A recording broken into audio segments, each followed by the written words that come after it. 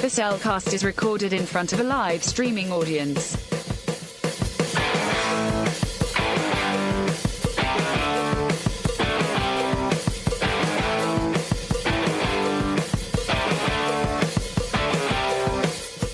Hello and welcome to another episode of The Cellcast. Joining me today is a man who's just doing what he can to keep his eyes wide open. Welcome, Jacob.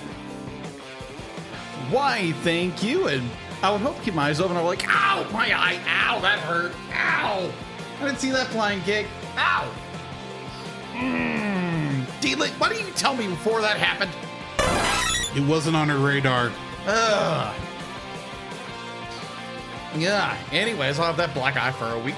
Anyways, hi.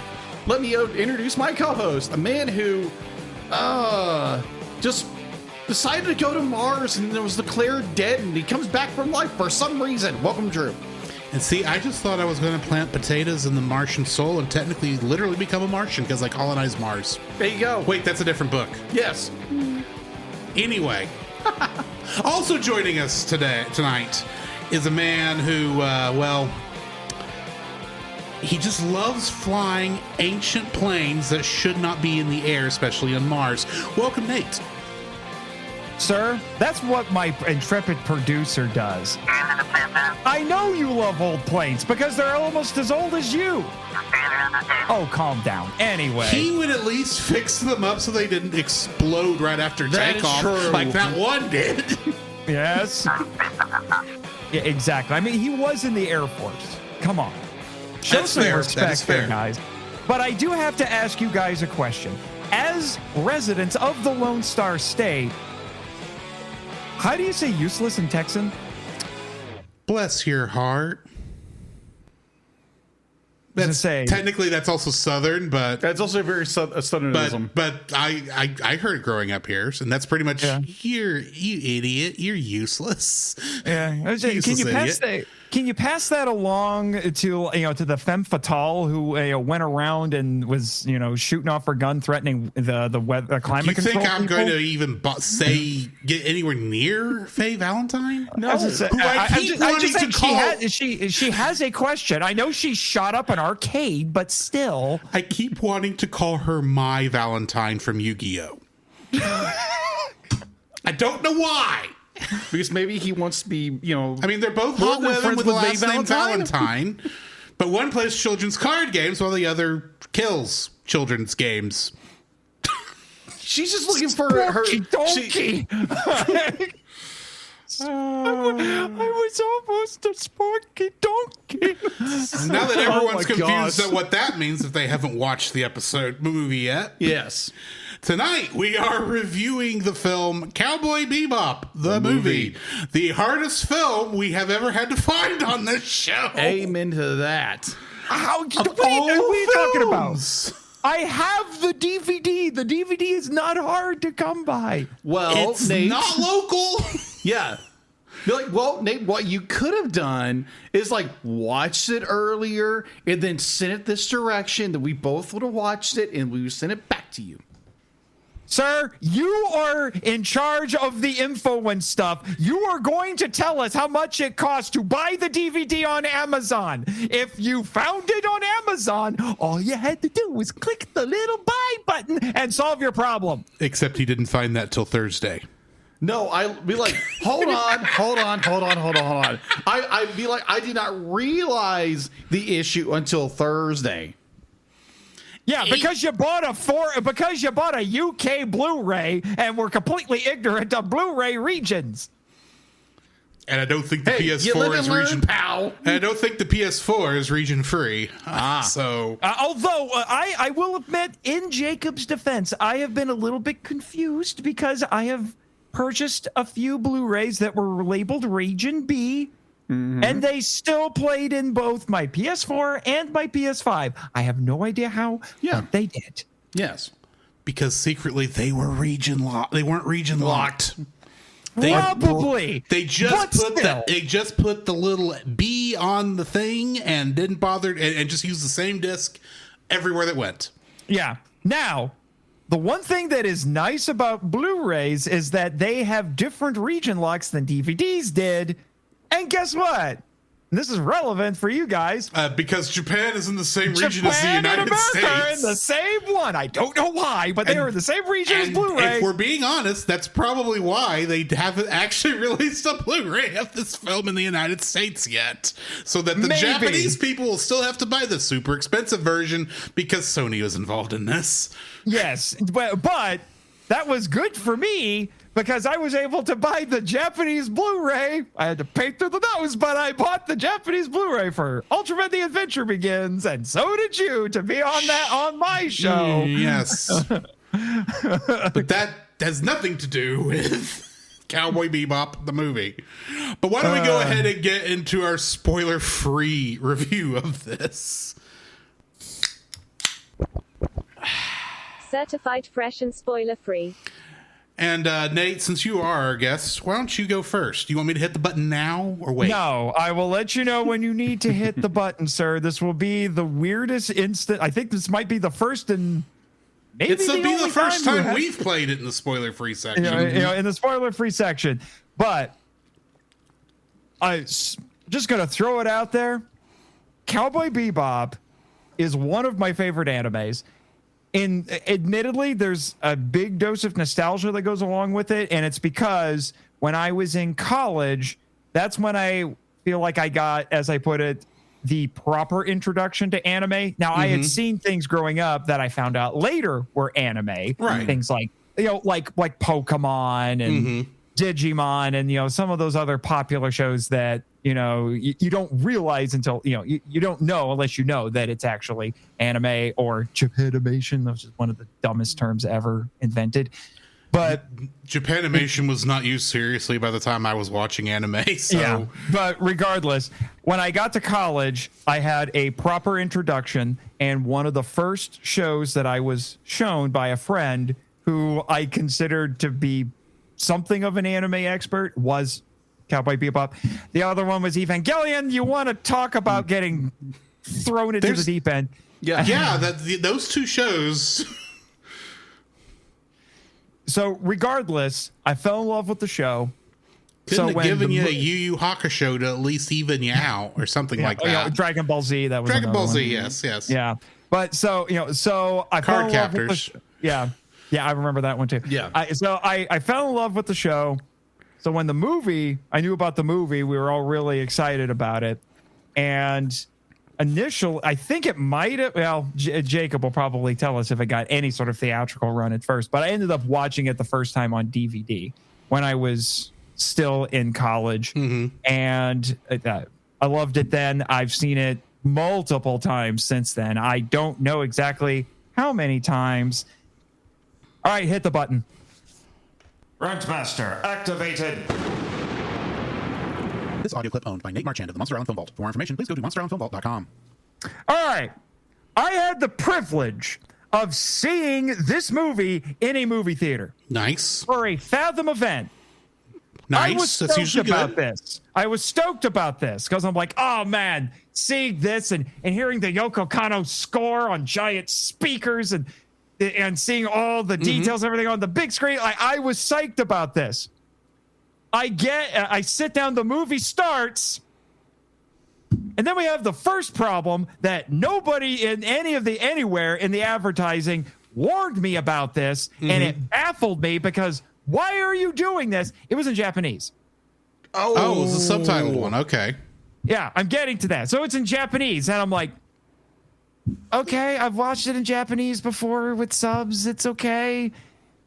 This is like one of the few animes that 90+% of otakus say, nope, the dub is better. In fact, I think even the Japanese creators are like, yeah, the dub is better. Such as the power of Steve Bloom.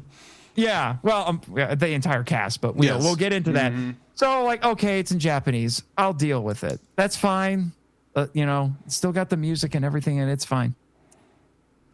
I don't know who did those subtitles, but they need to be slapped repeatedly because they are not the same subtitles that are on the DVD. And I'm not talking about the translation. I am talking about presentation. These subtitles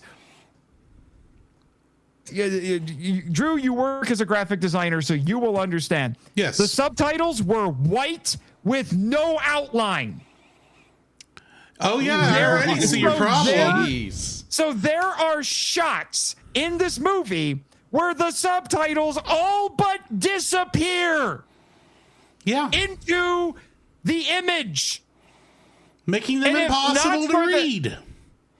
Yeah, it was impossible to read. And if not for the fact that I have seen this so many times that I know exactly what's happening, I would have, if I had popcorn, I would have thrown my popcorn at the screen. It made me angry. It's like, who approved this? Nobody who actually watched the whole film. I was gonna say, who approved this print? Who thought, oh, let's put this out, in Japanese with subs? When obviously the people who love Cowboy Bebop want the dub. This is one of the rare times. Give us the dub. We don't need subtitles for this one. But then they'd have to pay royalties. But then, maybe. But then I'm like, okay, fine. You're going to put out the subtitle version? Then make sure the subtitles can be read. Who was in charge of this print and its subs? Smack them and then fire them. What it is whoever whoever made that approval, they didn't actually watch the whole thing to make sure it was all done correctly. I'm surprised it stayed timed with what was being said, to be honest. Because if it isn't, you would have said so already. Yeah, no, the timing was fine. It was just the fact that there were points where the subs were impossible to read. And I'm like, this is such a failure on presentation because, which tells me the DVD has proper subtitles and you can read them. They are always readable. I have watched enough subtitled stuff at this point that I know bad subs when I see them, and I know what's the best way to do subs. If you want to see a casebook study on how to properly do subtitles, I don't care if it's for tokusatsu, anime, or whatever. Look at anything released by Discotheque Media, at least in the last 10 years. I have an old Discotheque DVD. Yes, I know it's about the war in space, the most important chapter of your life. But anyway, that's an old DVD. But you look at their Blu-rays, their subs are brilliant. Oh yes, it's why I'm glad that it's why I'm glad I have the Discotheque Media version of Lupin the Third instead of the Castle Cagliostro instead of the G Kids version. Yes, the dialogue subs are yellow with a very clear outline, so they don't. So the color already isn't going to blend in the stuff, and then they still put an outline on it so that you can see them. The song lyrics are at the top of the screen, and then they're in blue, so you can still read it. And I kid you not, I would be willing to bet that they even do a good job of putting the Japanese signage and having those subtitles, so you know what it's actually being said. They do. But one of the most Crunchyroll. Yeah. I have opinions about your current service, which is why I dropped you. But one of the things that blew my mind, and for what I understand, the Discotheque guys came from originally came from the fan subbing sphere, so that might explain some of the reasons why they do what they do. I kid you not. There was an episode of Kamen Rider Black on their set. They had a subtitled footnote to explain something. And it goes by really fast. You kind of have to pause it to see it, but I'm guessing it was like, you know what? We can't really translate this in a way that it makes sense. So we're just going to put in this footnote to explain what it means. And I'm like, it's almost like what? It's almost like a piece of art, no matter how silly or goofy or stupid or dumb it is, should be approached from a place of passion and not from a place of how much money we can rip out of the customer. Yeah. I have opinions. So anyway, spoiler warning. I love this movie, but that theater experience was awful. That was one of the worst theater experiences I've ever had. It could have been worse, actually. Look up how they originally showed the first Attack on Titan movie and how the subtitles jammed on one line and it stayed that way for the whole movie. Oh no! Oh gosh, when they first did a theatrical release of it, I didn't see it because I don't like Attack on Titan myself. But no. I read about that. It's like, oh, that's just a failure on all levels. Yeah, if I was in one of those screenings, depending on what the line was, I would have sat there and just cracked jokes the entire time. Oh, the line, if I remember correctly, and this is one of those things I remember just because it's stupid. It's like it was something along the line of "Today's going to be a glorious day." It's like right before like the Titans attack. that just it's stuck there It's with still like everything there else. as that big first Titan is destroying that town and everyone's running for their lives. I've never seen the movie. I've just seen the first episode that I vowed never to watch the show again after Are you that. talking about the live action movie or the live-action anime movie? Oh, wow. I actually just saw that not too long ago So yeah. for the first time. I just remember this from. that would have been. I'm just remembering this from an article I read 8 years ago. So, you know, it was Funimation who put that Blu-ray out. If I was Funimation, I think I would have tried. I think as a joke, as a reference to that, I think I would have made a subtitle track that's called "Today is a Glorious Day." So and that's what it does. It gets to that point and then it jams and then it just sticks there the entire time. I kind of like that idea, but either way. Anyway, I've eaten up enough of this portion. So Jacob, what are your spoiler-free thoughts on this film? Be like kind of going to Nate's experience. Be like, I started watching Cowboy Bebop when it was on. I think what was that? Adult Swim? Toonami. When it came out, Toonami. In See, 2001. I remember going straight to Adult Swim, but I could be wrong. It was on Toonami, and might have been the late edition. Yeah, it was the late night edition. Yeah. It was on Adult Swim. So I remember watching that in my senior year, and I was like, okay, this is an interesting show. And then I think Drew gave me the DVD. I had an extra copy of the Blu-ray that I just gave you of the show. Yeah, that's right. Somehow I had gotten two, and I decided to spread the wealth. Yeah, which I deeply appreciate. So I watched the entire thing. I'm like, this is absolutely freaking phenomenal. And I kept hearing about this movie over and over again. Like, I think in like Wizard Magazine, they would promote that all the time because I bought that every month because, again, I'm a comic art nerd. So I proceeded to like Cowboy Bebop. I love it. I love the characters. I love the story. It's got so much more. It's like, okay, this is different. This is a different beast than anything else has gone on. And again, like back then, they compared everything to Cowboy Bebop. Everything. It was the show. Samurai Champloo, Outlaw Star. Samurai Champloo was made by the same people. Of the same people. It's the same people. Same director. Exactly. But it wasn't the same caliber. It wasn't the same caliber as Cowboy Bebop. But it was at least kind of it was like a spiritual successor to Cowboy Bebop, in a where way. instead of it being science fiction with jazz, it was samurai with rap. Yeah, with hip hop. Yeah. But overall, I really enjoyed it. And like when it came to this movie, it was like, okay, how are we going to watch this? Because one, I'll get all that info and stuff. I actually found the event you were talking about just a minute ago, Nate. And I'll get into that in a minute. Hint why I was writing on my hand. Now my hand's purple. If your hand is purple, you might want to let some blood circulate. Yeah, just a little bit. You sure you didn't hit him with the Grimace Ray? You're sure? Grimace Ray? From like McDonald's. Oh, okay. See, I got it, but okay. You're saying it might have been the Blu-ray? Like from last week? Oh. It'll be interesting. Yeah, that will be the Blu-ray. The Blu-ray. Okay. Deal it. That pun is so bad. Anyways, why is Deal It so quiet until I'm on? She didn't always have a reason to come up. That is true. Oh, you don't want to interrupt us half the time, but Nate's energy just transmits over to you. I see how it is. Gotcha. So basically, whenever I'm on the show as the unofficial third co-host, it's basically a panel of 5 because Dealit suddenly wants to talk and Jimmy won't shut up. Oh, come on. Anyway. Yeah. So finally figuring out, it's like, be like, let's watch it. Let's watch this movie for the review. I put it on the list and it's like, you know what? This sounds like a great idea.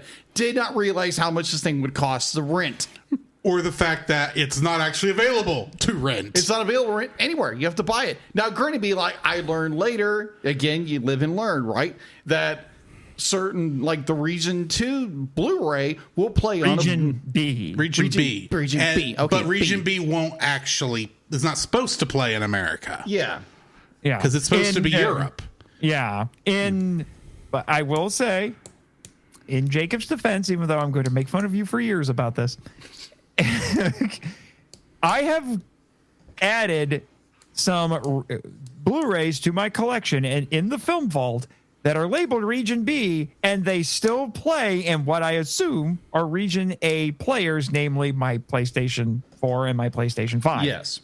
How? I don't know.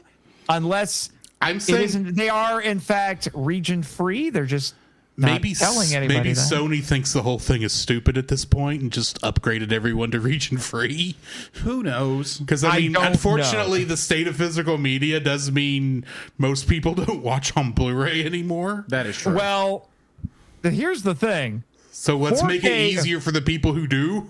Well, here's the thing. 4Ks are not region locked. Yes, because they realized it was stupid. It took them 3 times, really, unless you include any of the weird disc formats that didn't catch on. But, it took them DVDs and then Blu-rays to think, you know what? Region locking's stupid. True. And if you think Blu-ray didn't make sense, DVD makes less sense because there's like 7 regions. Only 4 of them are worth anything. Mm-hmm. Yeah. Yeah. It's ridiculous. Anyway, at least agreed. with DVDs, it kind of made sense because the DVDs in Europe needed to be on PAL and not NTSC. But then you're getting into tech stuff I don't care about. So, So anyways, be like, I watched the movie. I thoroughly enjoyed it. There were parts where it was like, this seems a little long in the tooth. Now, it might be my short attention span, squirrel. But overall, I really enjoyed it. There's like, oh, okay, I didn't expect that to happen. It's like, oh, okay, but why is this happen? This makes no sense to me. Maybe I'll help, maybe my co-hosts and our special guest can help me understand it better. But overall, I really enjoyed this movie, and I would highly recommend it. Now, granted, like we just said before, if you are interested, it is available. It is not too pricey on Amazon, but if you can play it on your PS4 and PS5, it shouldn't be a problem. that being said, do double check your local DVD reseller first because it's probably cheaper there. Probably. I tried mine. They didn't have it. Yeah, which is unfortunate. Or maybe people are just like, I'm not giving this up. What are you talking about? That is fair. That is fair because this is Cowboy Bebop we're talking about. Yeah, this is Cowboy Bebop. It's not like they have a proper Blu-ray to upgrade to or anything like that, unless you're in England or Australia. Well, that's because Manga Entertainment didn't have any issue putting it out. Yeah, apparently. Also, but Sony has no excuse. Yeah. What are your spoiler-free thoughts? Yes. My spoiler-free thoughts. My spoiler-free thoughts. I back in the day, and I was in high school, and Adult Swim was coming on.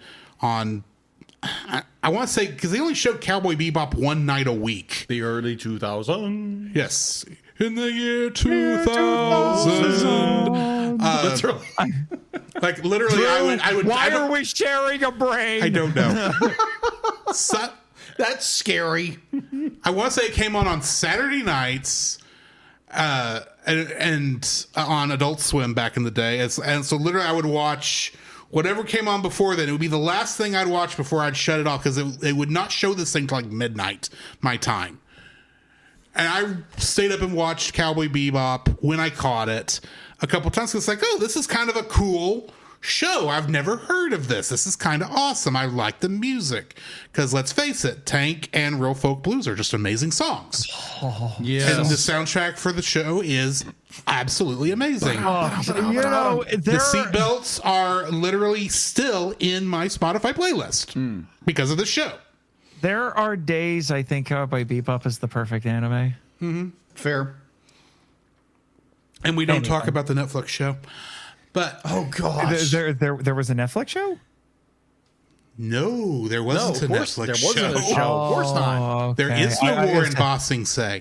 I was worried there for a second. And it didn't star Sulu from the new Star Trek movies. Yeah, that definitely wasn't Spike Spiegel. I was just worried because I feel like I had like a Nom flashback where I watched the first episode of a live action Cowboy Bebop on Netflix, and then I was tortured by being forced to watch the finale. And I hated every second of Yeah, it. that didn't actually happen. Okay. If That's a it relief. did, it must have gotten thrown into the bottom shelf's dumpster fire, and stuff that lands in there just doesn't exist. Yeah. Throwback to another show Yeah. on the network.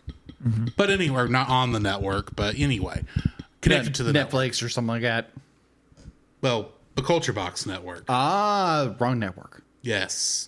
Someone wasn't following my thought process. I was trying to make a joke Does out of it. this Didn't work. surprise you at all? Hey! I'm just saying, he has ADHD. I have 90s kid attention span. And then you have Jimmy, who's just agrees with everything. Okay. Exactly. Yeah, with all of it. Yeah. Anyway, so I watched that show growing up or in high school, and it was just this was like the last of my first trip through the anime verse before I kind of fell off. I mean, yeah, I watched Outlaw Star came out sometime after that, and I watched that, and there were a couple other shows, but this was right as I was kind of breaking off of that first Dragon Ball Z fueled anime time, and then I kind of fell off for a couple years, and then before I came back to watching anime. So this is one of those shows I always remembered because this is still at the height of the anime boom, and when they were more making shows for the Western audience than they were for Japan. And so I think I'd heard of this movie from that time, but I never watched it. Right. And I didn't even find out about it until 2-3 years ago. And What? even then, in my mind, I think I was confusing it with the Trigun movie that came out about 10-15 years Badlands ago. Rumble. Badlands Rumble. Badlands For Rumble. whatever reason, those were mixed in my head because I was That thinking, I don't Doesn't know. make sense, but okay. It's one of those things where I hadn't seen the movie and just had it weirdly mixed. I can't say it made sense, but it's like, Does anything make sense? it's 2000s anime movie. Maybe That's in what I'm your thinking. brain, sir. Either way, you do need I more will brain, break you. Pinky. You'd be like, you may try, sir. You may try. Anyway, so when Jacob put this on the list, it's like, oh, Cowboy Bebop the movie. That could be fun. We probably should have done the TV show before this, but It hey, I was going to say Stuff happens. you guys need to TAS the show. We do. it is probably on the short list. The problem is Batman is long. That is true. We didn't realize how long. I get Batman is long and Spy Family's coming back. We get it, but I mean, eventually there's Eventually a we'll get third there. season I haven't watched. It's out. Cowboy Bebop. TAS that right now. It is on the short list of things to put up for vote. Well, okay, Okay, and okay. Dragon Ball Abridged. I get Well, it. Dragon but- Ball Z Abridged is coming out. Yeah, it's coming out this anyway. year. Yeah. So I mean, I'm just gonna make a suggestion. Be like, we do Cowboy Bebop, and then we do SWAT Cats. You realize we still have, having voted, and we would say we would do I these know. next. Just put it on the list. Star Trek the Animated Series, Gravity Falls, and then one other one you put on there that's completely left my mind right now. Yeah. You guys should also do Sherlock Hound because that would allow you to talk more about Miyazaki. At some point, yes. There's another one that's come out. That's the problem when we've had these long shows, is that we get a list of things we need to do, And then we add to that and then list. we never will get to it because Batman is long, X-Men was long. X-Men was freaking long. My gosh. We were not thinking this through clearly when we put those on the list. We were just like, oh, that would be a cool show to watch. But we're nearly done with Batman. We Yes. are nearly done. And then we have one heck of a appetite cleanser, palate cleanser. Yeah. Palate cleanser. You're right. Yeah. Lots of vegetables. Appetite cleanser. Isn't that what isn't that called Ozempic? Oh, jeez. Well, I just know that the fajitas are going to go bad because of the freezer. Yeah. Exactly. But Anyway, by the way, I do support watching SWAT Cats because it's the last Hanna-Barbera show. we can play the odds on that, and if I come on for any of those episodes, more than likely we're going to talk about a kaiju because SWAT Cats is a secret kaiju show. As someone who has seen it, I'm like, there's almost no episodes without a kaiju or a giant Getting robot. back on the plot or the flow of the show. What flow? What plot? I say there's no plot, but there definitely is a flow that we really should be staying with. Continue. I'm just saying if this show were a stream, instead of it being a relatively straight line, it's got so many bends, it's backed up on itself. It's like, This is worse than the Mississippi River. I don't know what it is. I come on your guys' show and suddenly I am a chaos lord. I don't know what it is. The three of us. That's the problem. The three of us don't know how to shut up. That's the problem. And we feed into each other. Oh, what was that, Jimmy? Sure, add chaos lord to my job description. Well, I mean, resume if he or talks to whatever. the right people there on the island, That is true. I would have some serious competition for chaos lord. that's true. That's true. Anyways, Anywho, back to your non-spoiler. so I had no idea really what I was getting into. I did not know the plot. I just knew Cowboy Bebop. We're gonna have Steve Bloom being in his iconic role. We're gonna have Wendy Lee. We're gonna have other people whose names I didn't remember when I looked at the cast list. Bo Billingsley. Bo Billingsley. We're gonna have Ed. And we're gonna have the world's smartest corgi, and they're going to get into shenanigans that are going to be both deeply philosophical and hilarious at the same time. Because that's how the show. Because that's Cowboy Bebop. Exactly. Yeah. Hilariously, when we watch this, I actually you have to watch the whole credits. Yes. It's not just that there's a post credit. There's stuff happening in the credits. There's original animation throughout the credits. Because this movie, I didn't realize this until I watched it, for this show. This movie is in love with montages, and the credits kidding. are a montage. And This could be called Montage the Movie. yeah, almost. And like if you thought Rocky loved montages, wow. But anyway, these montages aren't to compress time because this film still takes place over the course of 3 days. Yes. Yeah. But anyway, In between episodes of the show. Yeah. When it got to the list of the English voice actors, I'm just like, you know what? I'm just going to read all of them, see if I recognize names. And then I discovered that Rita Repulsa and Rita Revolto have minor roles in this movie. That as well makes as sense. They work for Bang Zoom Entertainment, who handled the dub of this for Bandai. Yeah. So yes, you can probably find them on Akira. Yeah. Probably. So Barbara Goodson and Bob Peppenbrook are in this movie. You'll never figure out who they are. It said Barbara Goodson. What I mean is you can't hear their voices in the roles they're playing. Well, it said Barbara Goodson was an old lady, and both Lex Lang and Bob Peppenbrook were in a crowd scene. Yeah, it's definitely like background characters you can probably barely hear anyway, but they're not major characters. Anyway, I didn't even think about it because I don't normally look up where to watch this until I get ready to watch the film.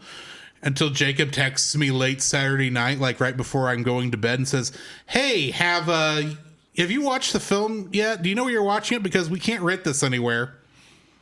It's like, oh no, let me go look at this. And yeah, it's only available for purchase. And the cheapest place I found it at was Fandango at Home for $6.99. See. So, and that's now the only purchase I have on Fandango at Home. Should have bought the DVD. Years ago, because it ain't anywhere in East Texas from what I can tell. Not even at half price. I don't know. It may be somewhere in Longview, but Amazon has 2-day shipping, sir. I didn't have time to do that because Wednesday and Thursday were busy. Okay. Or actually, I probably could have Wednesday, but either way. And I like to have a couple days on a film to digest before the podcast. Mm-hmm. So, yeah, I did enjoy the film. If you can find it somewhere, definitely suggest watching it. You might want to watch through the show first up until an episode I will list here in a few minutes. I was going to ask you guys this because you've both seen the show, right? It's been 20-ish years. Okay.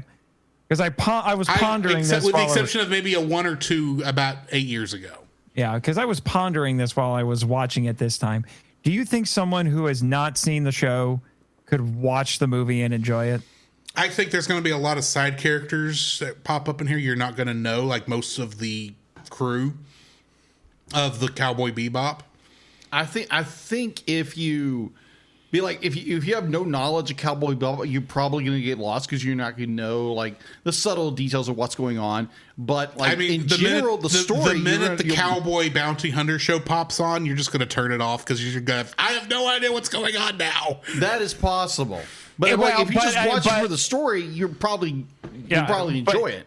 But in the movie's defense, most of the side characters and Big Shot, they get introduced pretty abruptly in the show. Yeah, but you get used to them pretty quick. You get to understand it. This it's full screen for like a good minute or so, only for Faye to say, "How do you say useless in Texan?" and then turn it off.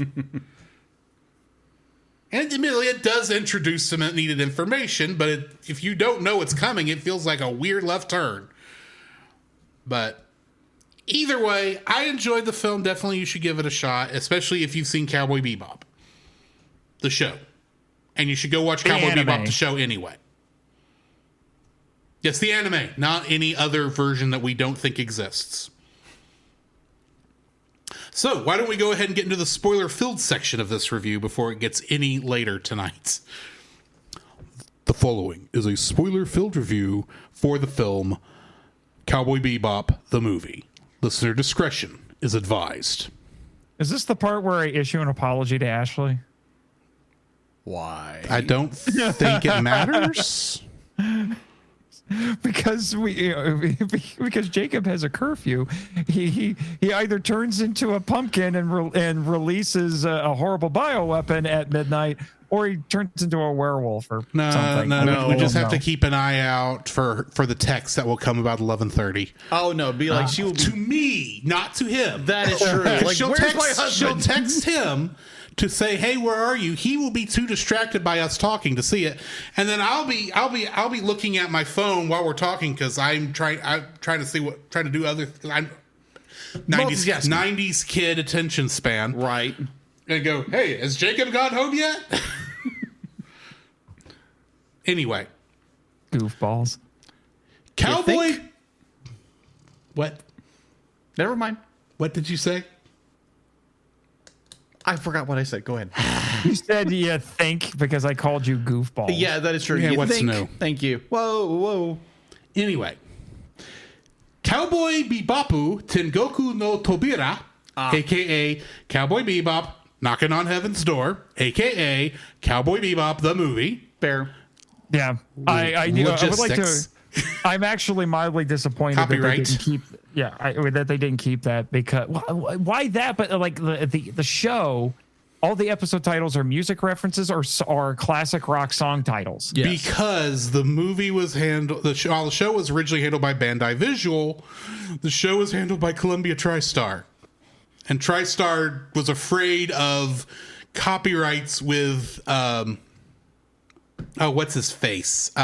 that did Knocking on Heaven's Door. No. Bob. No. I think it's no. It's not Bruce Springsteen. It's Bob. I keep wanting to say Bob Hastings. It's not Bob Hastings. Bob Dylan. Bob Dylan. Bob Thank Dylan. you. Yeah, they're it's afraid. Bob Dylan. They're afraid to get sued by Bob Dylan's people. It was Bob Dylan, and it also Which I'll get to here in a minute if we ever get there. And it was covered by AC/DC. So Yeah. I think Columbia No, TriStar Guns didn't N' care. Roses. Yeah, that's excuse right. me. Guns N' Roses. That's where everybody knows us from. Is Guns N' Roses. Yeah. Anyway, it was written and directed by Shinichiro Watanabe. It was also directed by Yoshiyuki Takei and also written by Keiko Nobumoto. Getting into the English cast for this, we got Spike Spiegel, played by Steve Bloom, who played Zeb Aurelius in Star Wars Rebels and The Mandalorian, and was most recently in The Mandalorian and Grogu. And Which I just found out was filmed in East Texas partially. Yeah, and he's also known for voicing Wolverine in a ton of projects. Yes. Jet Black was played by Bo Billingsley, and in Final Fantasy VII Advent Children, he played Barrett Wallace. Yes. He did. Oh by my the way, gosh, I love that By the voice. way, Steve Bloom was also in Advent Yes, Children. he was. He was, ironically, a guy named Vincent. Ironically, yes. Named Vincent. But Which was Valentine. This Vincent was a vampire, so Yes. maybe I still am confused on that.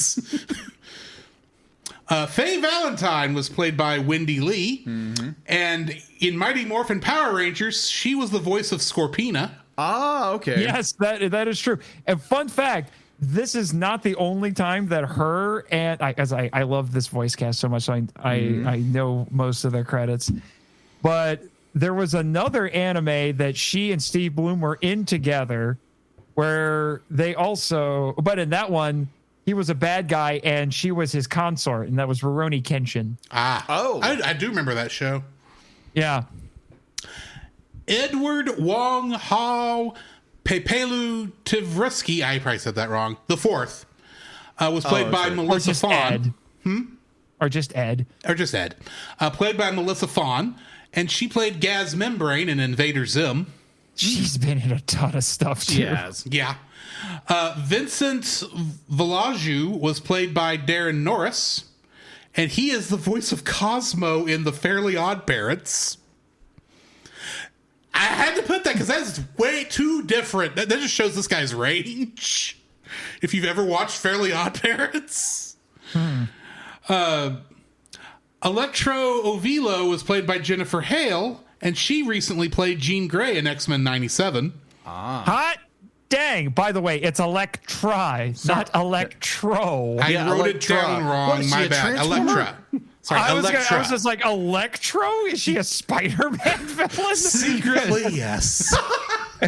I was like, I was like, oh wait, is she Daredevil's girlfriend or a Spider-Man villain? Okay, which one are we doing here? Either way, Rashid was played by Nicholas Guest. And have y'all seen Christmas Vacation? Yes. It's You been a long remember time. the yuppie couple that lived next door to them? It's been a long time. The husband, his name is Todd Chester, and he is the voice of Rashid. Huh. Wild. Lee Sampson played Dave Wittenberg. Sorry, Lee Sampson was played by Dave Wittenberg. I just read that backwards. And he was Yazoo Fourth in wall Final Fantasy broken. VII Advent Children. Oh, who was he in Advent Children? Yazoo, Oh, okay. one of the Sephiroth trio. Oh, okay. There's a lot of Advent Children connections here. That's because it was That is done by true. the same Yes, studio. Yes, I was just saying, we're finding plenty of Final Fantasy connections, but that is true. Well, No, it is but will there be time Kingdom Hearts? to look at our Kingdom Hearts connections. Speaking of that, And because this is an anime, bear in mind, we pulled from both the English and the Japanese dub for this. oh man. How many Kingdom Hearts connections do you think we have? Funny enough, for what I've been told, the Japanese voice actor for Spike is also the voice of Lupin in Japanese. Wouldn't surprise me. But if you're gonna pull from both, I'm gonna say, Frog. Man, we had all those Advent Children connections. Oh, jeez, it's close. Artsy Steph says 4.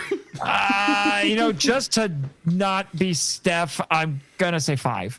Jacob? I'm going to go high, so let's go 7. It's a good Or thing Final Fantasy It is 7. a good thing that you went high but you could, ironically, you could have gone higher. 22. What? What? 22 Kingdom Hearts connections. And even Jimmy is freaking out at this. Like, this has to be a record. It is a record. It's the most we've had so far, because not even the Disney movies that Kingdom Hearts is based on Artsy has pulled this. Yes.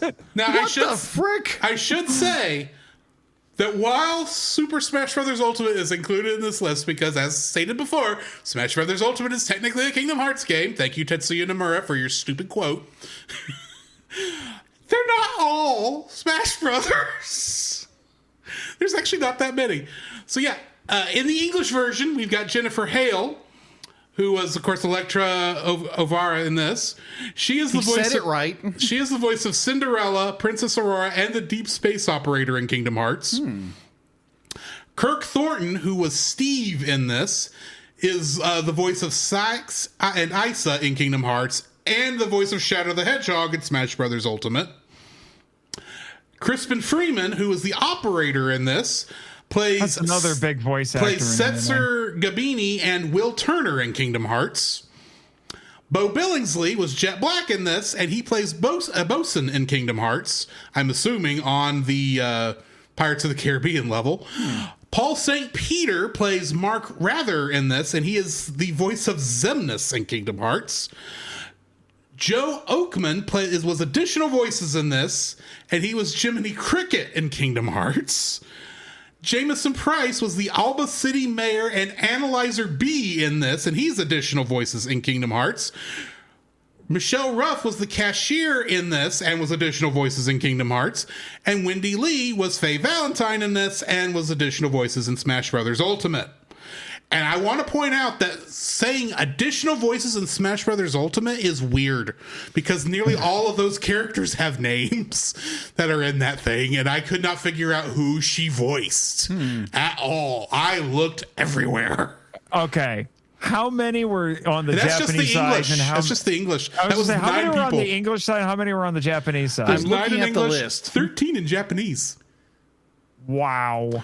Dang. So getting into the Japanese, Koichi Yamadera was Spike Spiegel in this. He is the voice of Genie, the Beast, Jock, Experiment 626, aka Stitch, and Donald Duck. What? Spike Spiegel in Japanese is the voice of Donald Duck. And Stitch. And Yes. Stitch.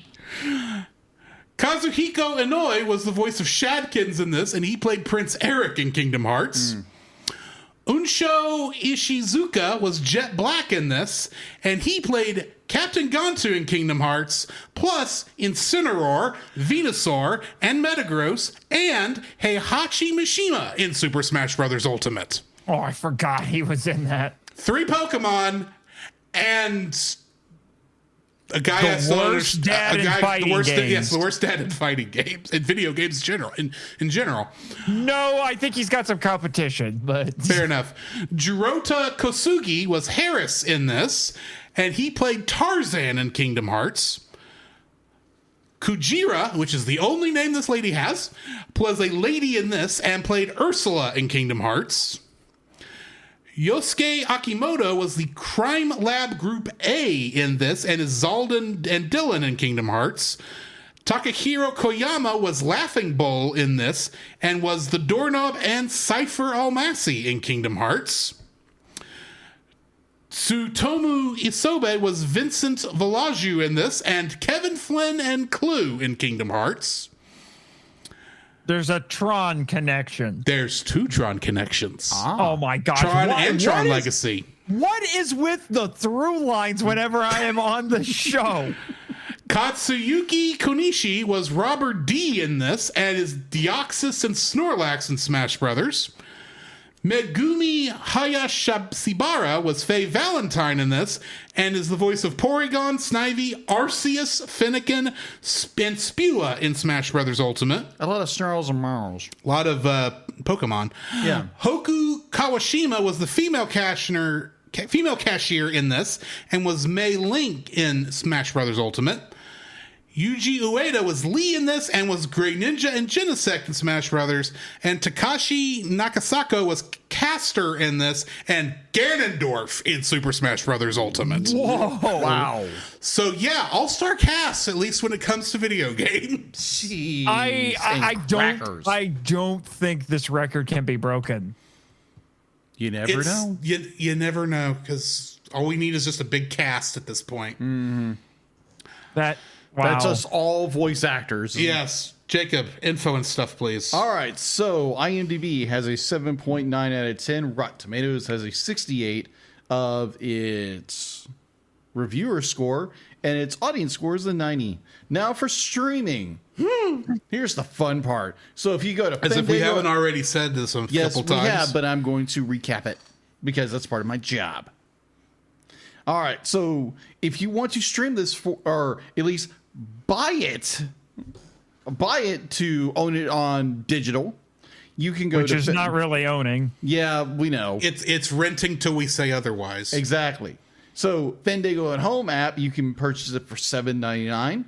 And also, if you want to get even more expensive, you can go to Amazon Video for $14.99 and Apple TV for $12.99. Now, if you want a physical copy, here's the part. Buy from Europe. Buy from Europe. All right, so physical media, you can buy it on Amazon Prime for $19.98 on Blu-ray. This is a Region B version for the UK. Purchased by Jacob Heron. No, he didn't No, buy it. I didn't buy it, but I will buy it now. What? I just hope it works in your PS4. Okay, hold on. Who knows how well Manga Entertainment has handled that? Because that's Okay, Piccolo. If it works, let me know. I will. I will let you know. If you have a what's going to happen. If you have he's a US he's going to purchase this, and then Crunchyroll will release it on Blu-ray over here, and then it'll be like, Nate. Because that's what happened with Ultraman: The Adventure Begins. Very true. All right, so if you have a US PS4 or PS5, apparently it works. Maybe. If you want it on DVD, which is Region A, which is United States and Japan. Region 1. Region 1. No, it's Sorry. Region A for Blu-ray. Thank you. I thought he was talking about DVD. It's Region 1. Yeah, DVD is that's just USA then for Region 1. Okay. Because Japan is Region 2. Okay. Nuance. If you want it for a DVD for yourself, it's $22.99. Production. Sunrise Productions, Bones, Bandai Visual, distributed by Sony Pictures. Runtime was 115 minutes. Release date was on September 1st, 2001 in Japan. For here in the United States, it was on August 11th, 2002. And it was released again on February 5th, 2015 for a AXNC event that it stands for Anime Expo Cinema Night. And let's see, go to home video. The film was released on DVD in Japan on February 7th, 2002, immediately following the top of the DVD and VHS charts. Sunrise and Bandai Visual misunderstood the possible sales, with the first print being used up for the release and primarily a second print in mid-February. Columbia TriStar Home Video released the DVD here in the United States on June 25th, 2003. And in 2006, it was ranked as the 6th best-selling anime DVD in the United States. In celebration of the 20th anniversary in 2018, the film was shown in theaters by Funimation Films on February 18th with Japanese audio and English subtitle. That was probably the one you went to. Maybe. And, If it was a one-night Fathom event, yeah. Possibly. On August 18th with an English dub, a limited edition steelbook Blu-ray of the film was released by Funimation under license of Sony Pictures Home Entertainment on November 13th, So 2018. there is a Bluray. Yes. What? There is an Blu-ray. American Blu-ray, but Yeah. it was limited edition, It's a limited edition Blu-ray. which means it's probably like $50 Let if you me- can find it. If you're So- lucky. So that is all I have. Remember, I'm going to go look this up. All right. While you're go. looking it up, I'm going to get into the summary.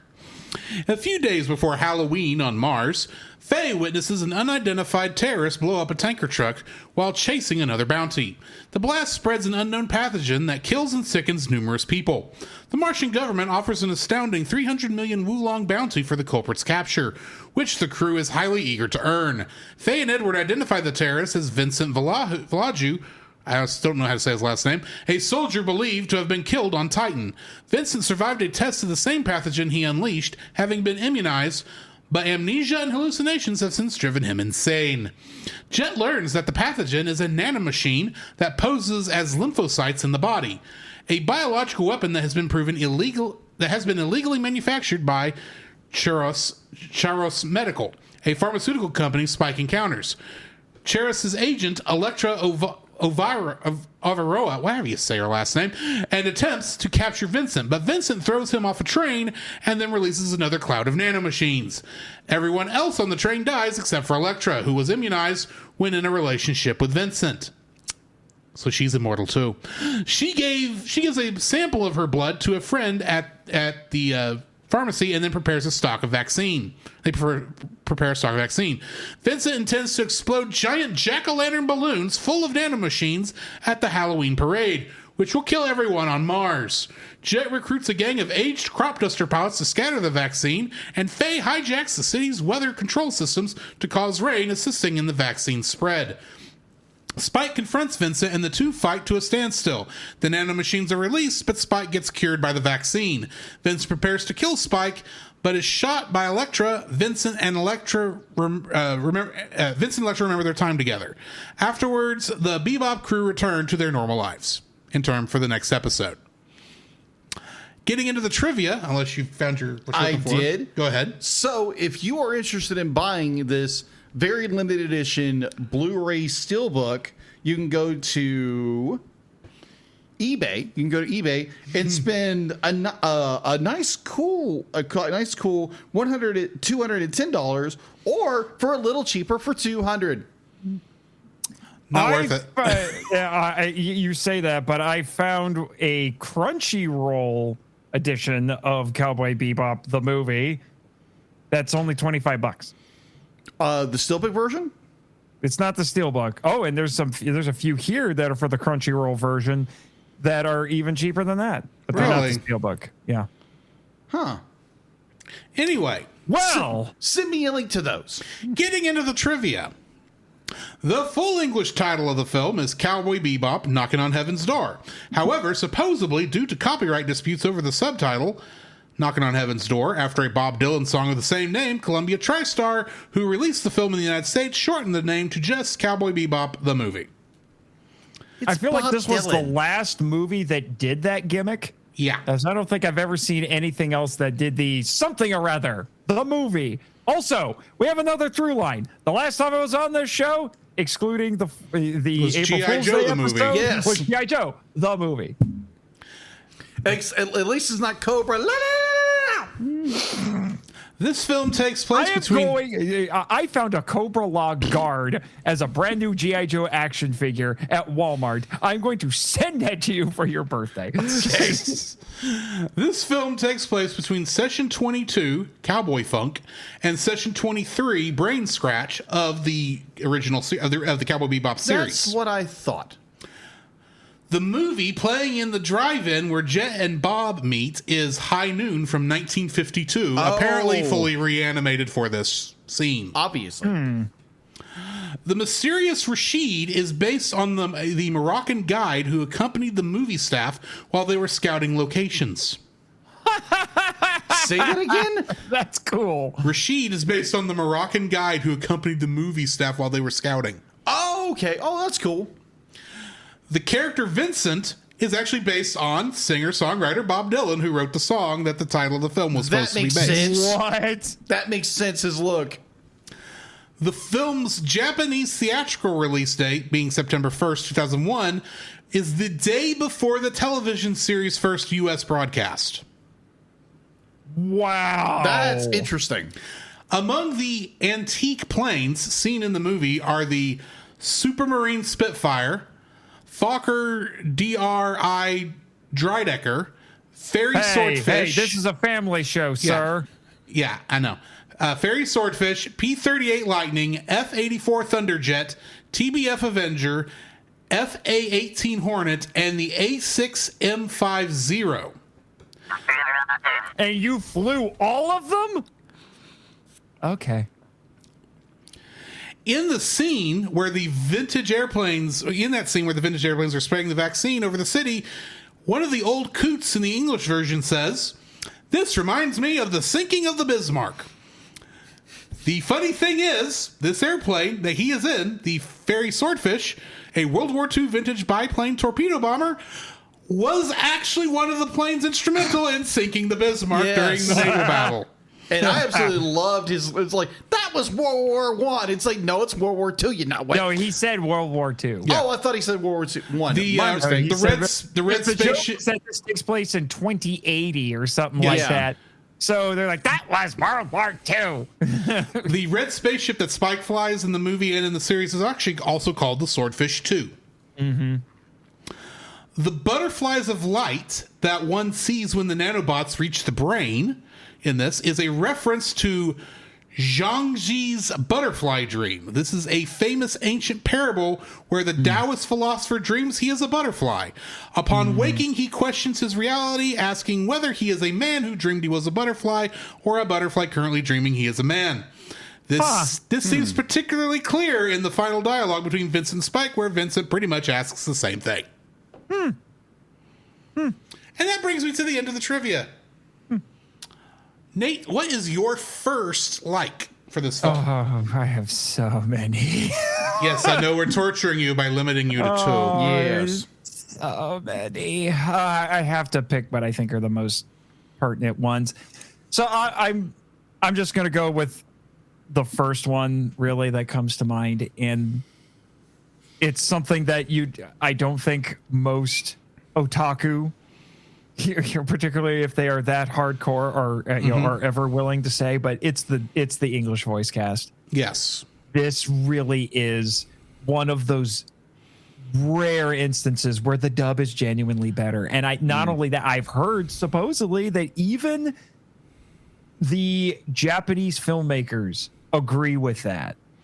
This is one of the best English dub casts that have ever been organized for any anime film. This Completely might agree. And be the weeaboos out there, which is the actual term for people who only prefer to listen to the Japanese version, I understand your reasoning for preferring, in general, the Japanese cast with English subtitles. But this is one of the few instances where the English cast is actually better. Yes. Yeah, And they are wrong. I've watched this movie Japanese with subs a couple of times. I've seen a few episodes of the show in Japanese with subtitles. I have no real desire to watch the entire show subtitled, and I'm not in a big rush to watch this movie in Japanese with subtitles. This might be the single greatest dub cast for any anime. Agreed. I agree. The performances are spot on. I cannot picture any other, or I can't hear, I guess I should say, any other voices for these characters That is other than this cast. Nothing against the Japanese voice actors at all, but this is just absolutely perfect in English. And a big part of it is the writing, I have to say. They have some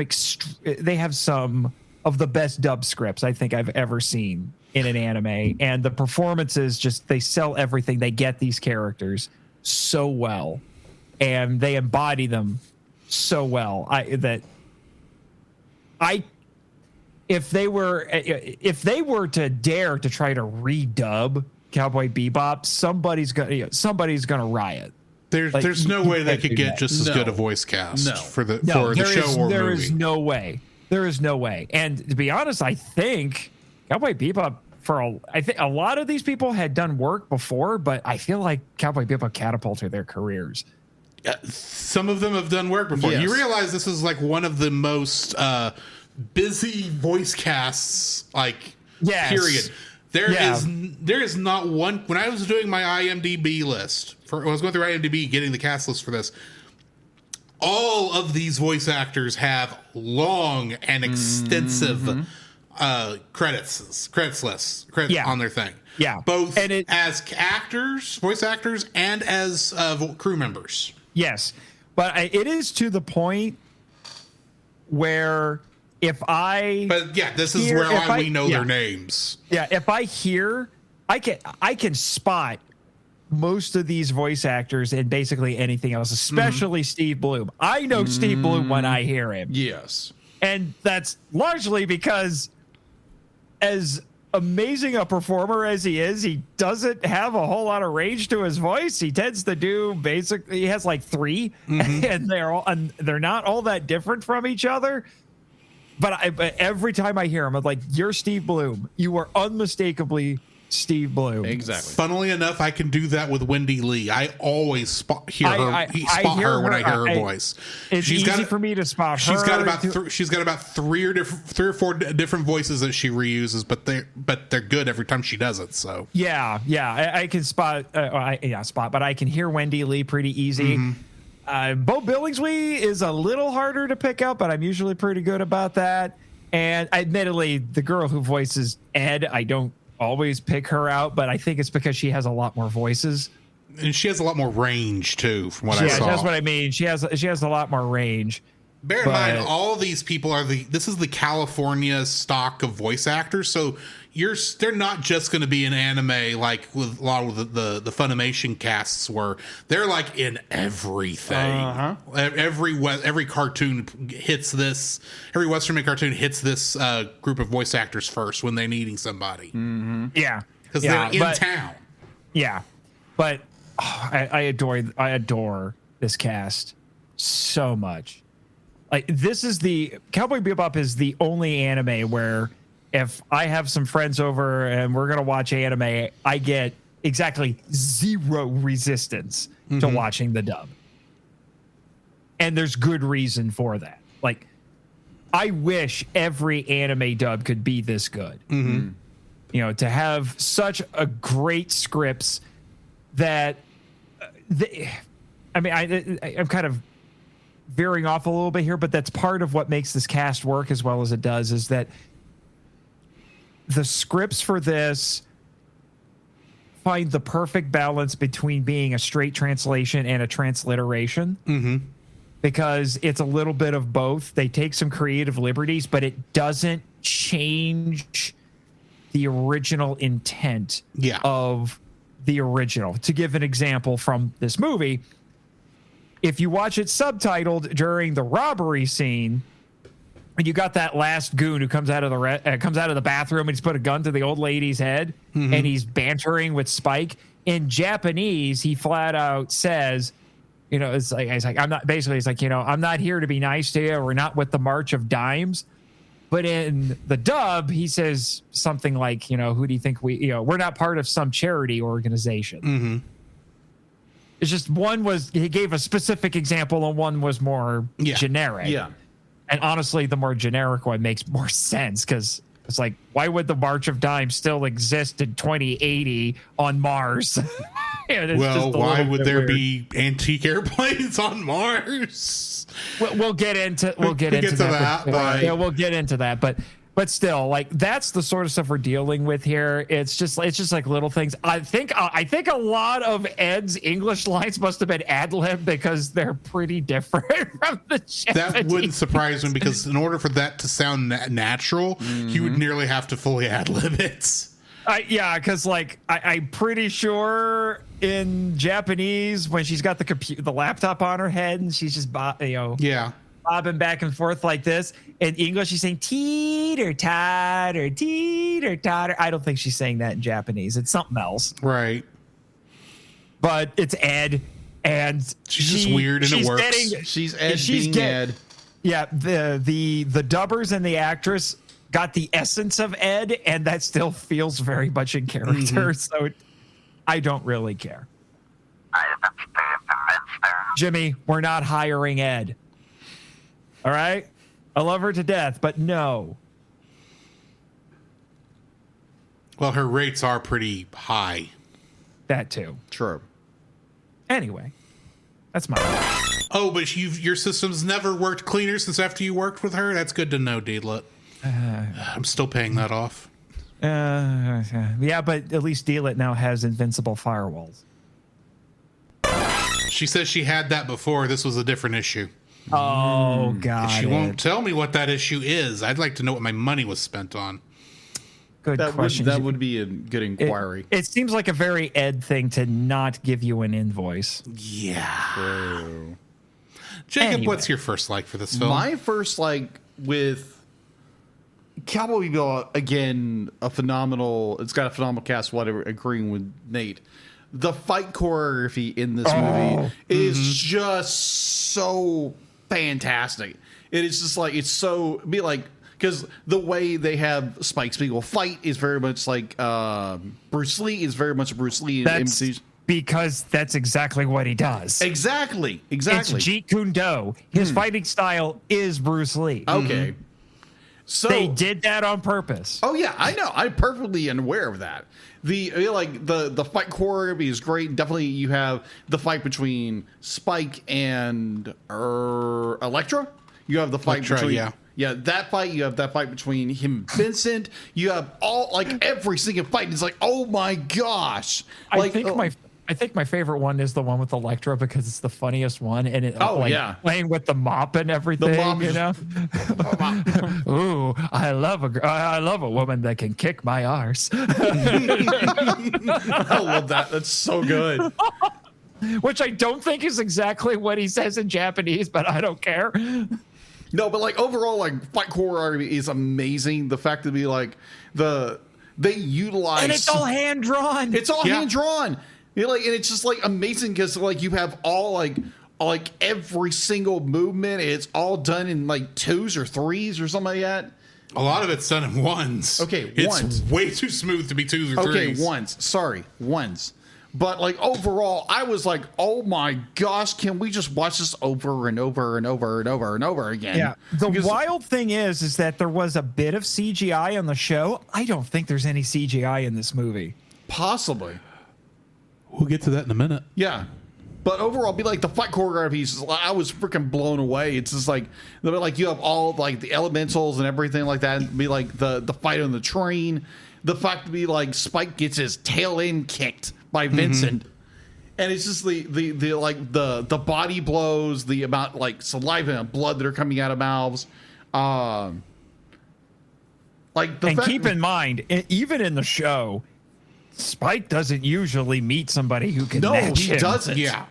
The only villain I can think of, I can only think of two. You had Vicious. Yeah. He was definitely a match. And then there was a one-off villain. It was Pierre Lafoe, who scared him to death. Mm-hmm. That's about it. Otherwise, Spike doesn't get intimidated by anybody. He doesn't get beat that often. But at the same time, it's just more you have these incredible fights that are so incredibly coordinated. I would love to see the behind scenes footage of doing actual live action fight scenes in order to choreograph this. It'd be did they rotoscope it? I don't think they did. But it'd be using references. It's just absolutely incredible. I guarantee you they had to have been using references. Oh yeah, footage references. Of everything. But They probably watched every Bruce Lee movie. Probably and just copied that. Either that, or they found some actual martial artists and watched them spar. That's probably because this is highly coordinated, and the camera angles are just beautiful. And especially like you get those nice close up shots where Vincent comes in with a nice body blow. Mm-hmm. It's just so good. That is the thing, is especially when you're making a movie that is a tie-in with an anime TV show. Mm-hmm. It's easy to just basically just do the show, but on the big screen. This feels like a movie. It does. It's the show, but it is cinematic. It's got a much higher budget, so they can do better fight scenes, better coordination, better backgrounds. And that's not to denigrate what they accomplished on the show. Like the show is incredible. It is. The show's absolutely incredible, but they were allotted a movie budget. Oh yeah. To, so they could do what they did on the show, but even better. Yeah, agreed. Yeah, so my first it's the fight choreography. Just absolutely kicks you in the head. With the first one, it's just like, and just keeps going and going and going and going. It's just like, this is impeccable, like craftsmanship artistically. So I absolutely love this movie for that. Your first lecture? The use of CG to enhance this beautiful movie to be even more beautiful. Okay, where was the CGI? Because I kept looking for it. The easiest one for me to spot was how the camera would move in and around of that remake of the Eiffel Tower there at the end. Is it the Eiffel Tower or the Tokyo Tower? Yes. Either or. I think it's a combination of both because it's on Mars. Mm-hmm. We'll call it the Martian Tower. But either way, but the way it was moving in and around that's like, I rewound it and watched it a couple times because I was just trying to make sure I was seeing what I was saying. And there's just enough of a CGI assistance. Yeah, it's not. This is not like they used it like to animate a character or something. They used it to animate the four different elements of the background, so you could get amazing camera movements while it's still mostly hand drawn. Yes. This is probably the greatest hand drawn animated film prior to digital animation becoming the norm, I would say. Just because of how much work goes into it, and the CG just doesn't. And great, this is more like the CG like you see in The Great Mouse Detective during the during the Inside the Big Ben season, the clock tower scene. This is more like that, not like how we see stuff nowadays where they're using it to be cheap. This is we need to make this scene as beautiful as possible, so we're using CG to enhance what's going on. Okay. Not to do it more cheaply. Yeah. In the show, the CGI was much more obvious. It was usually things like I think they sometimes did it for spaceships, but it was like on long shots, the warp effect is CG, because that was the only way you could do that effect. Yeah, the warp gate I think was the warp gate was CGI. But sometimes they would do some of the special effects, like if there was like a hologram projection at a casino or something. I think that might have been CGI, but it was still mostly hand drawn. So, like I said, the tower, the Martian Tower, for lack of a better name for it, I know that was CG because that's where I really realized, that's what I'm seeing. why it's doing things that I've not seen hand drawn animation really to be able to do very well. But there's also some of the shots of the monorail, I think, were CG also. Yeah, there's probably but they are the CG is so subtly used. The only reason I know it's there is because I can't imagine someone doing it hand drawn, because it's that well done. So if I am wrong and it's hand drawn, kudos, because that's far more work than any movie deserves. In my opinion, but at the same time, it's like no, that has to be CG, and you used it to enhance and make the movie better than what it was originally. So yeah, the CG use in this film is my first like. Nate, what's your second like? Again, it's so hard. I love this movie so much.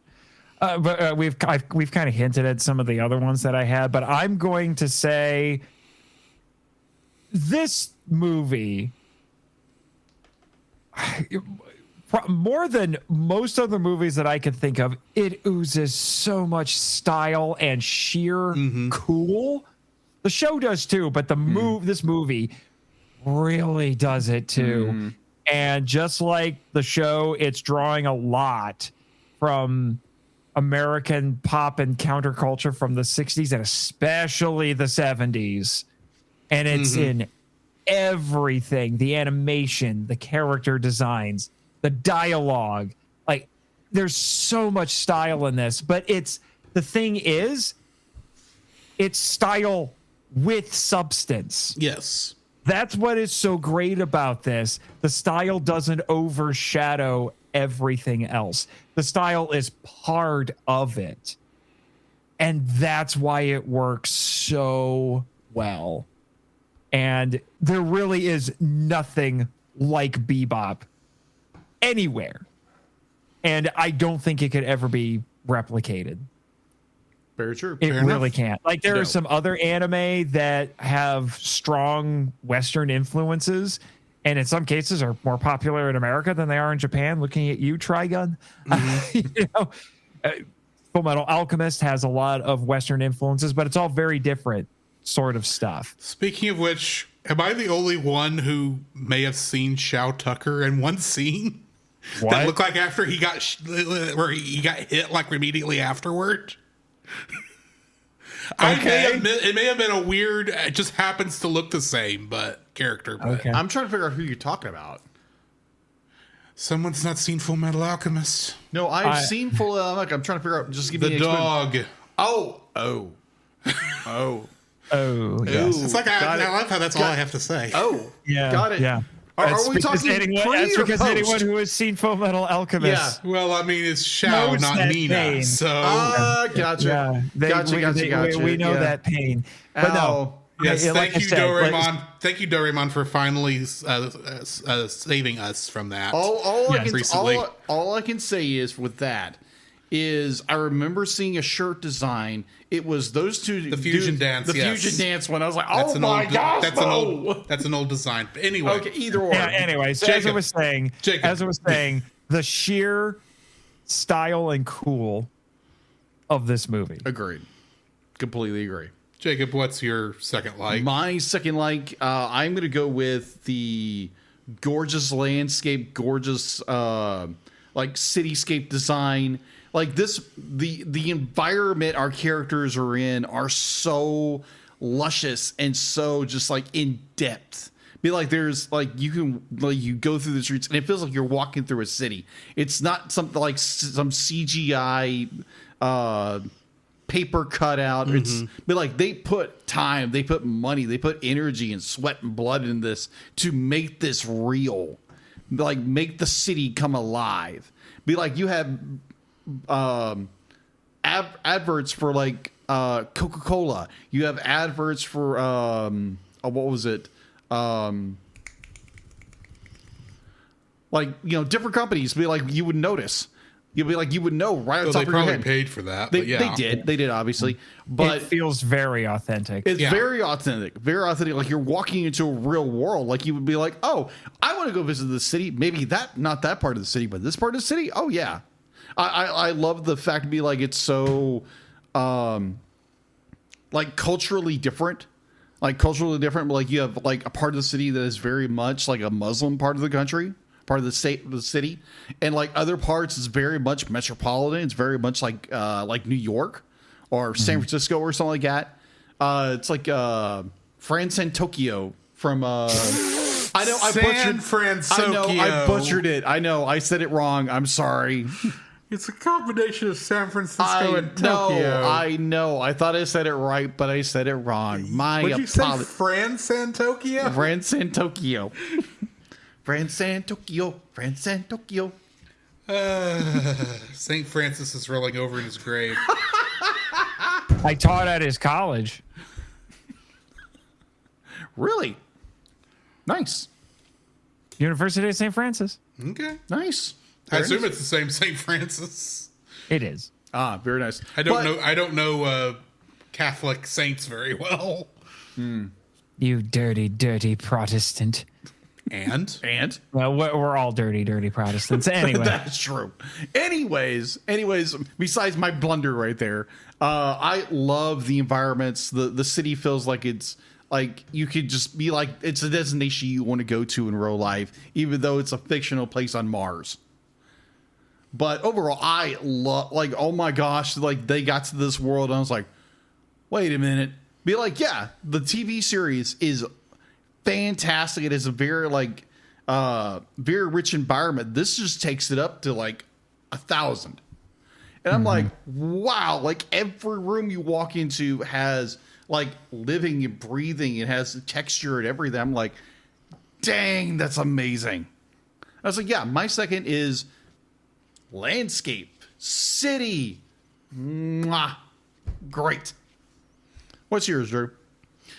normally with anime tie-in films, and really tie-in films to any television series you run into, they will generally take a story that focuses on one or two characters, and then they try to cram every other major character in as a cameo. And it sometimes works, and it most of the time does not. In this case, all four of the main cast, and really five, because Eind actually does some stuff too. He does. He's a good dog. Are very important players in the story. They all pretty much get equal billing. Spike obviously is the primary one, and he gets all the cool action scenes, but that's his job basically in the show, is to get all the cool action scenes. Ed does. I like the fact that the writing for this as a tie-in show actually does a great job of making sure all of our main characters get to shine. Because I've watched so many of them where you don't get that, and it annoys me. So yeah, I like the way the writing handled keeping all five of these characters in the loop and making sure we always knew what was going on with them, even if mostly Ein was just hanging out in the ship and not doing anything. Yeah. Mm-hmm. All right. You know what? It's a crime that we haven't mentioned it. So here's a bonus, like the score by Yoko Kanno. Yes. Absolutely brilliant. Yes. Yoko Kanno is one of the best anime composers ever. I will accept no counter arguments. What's interesting I'm not about disagreeing with you. Yeah. No. Yeah. What's interesting about the score for this is that it's less jazz heavy and it's got more rock in it, which is interesting, but it still feels like it belongs in Bebop, if that makes sense. Well, why don't we go ahead and go into our dislikes, because I know we have to have some, very few and probably very nitpicky. Nate, what's your first dislike for this film?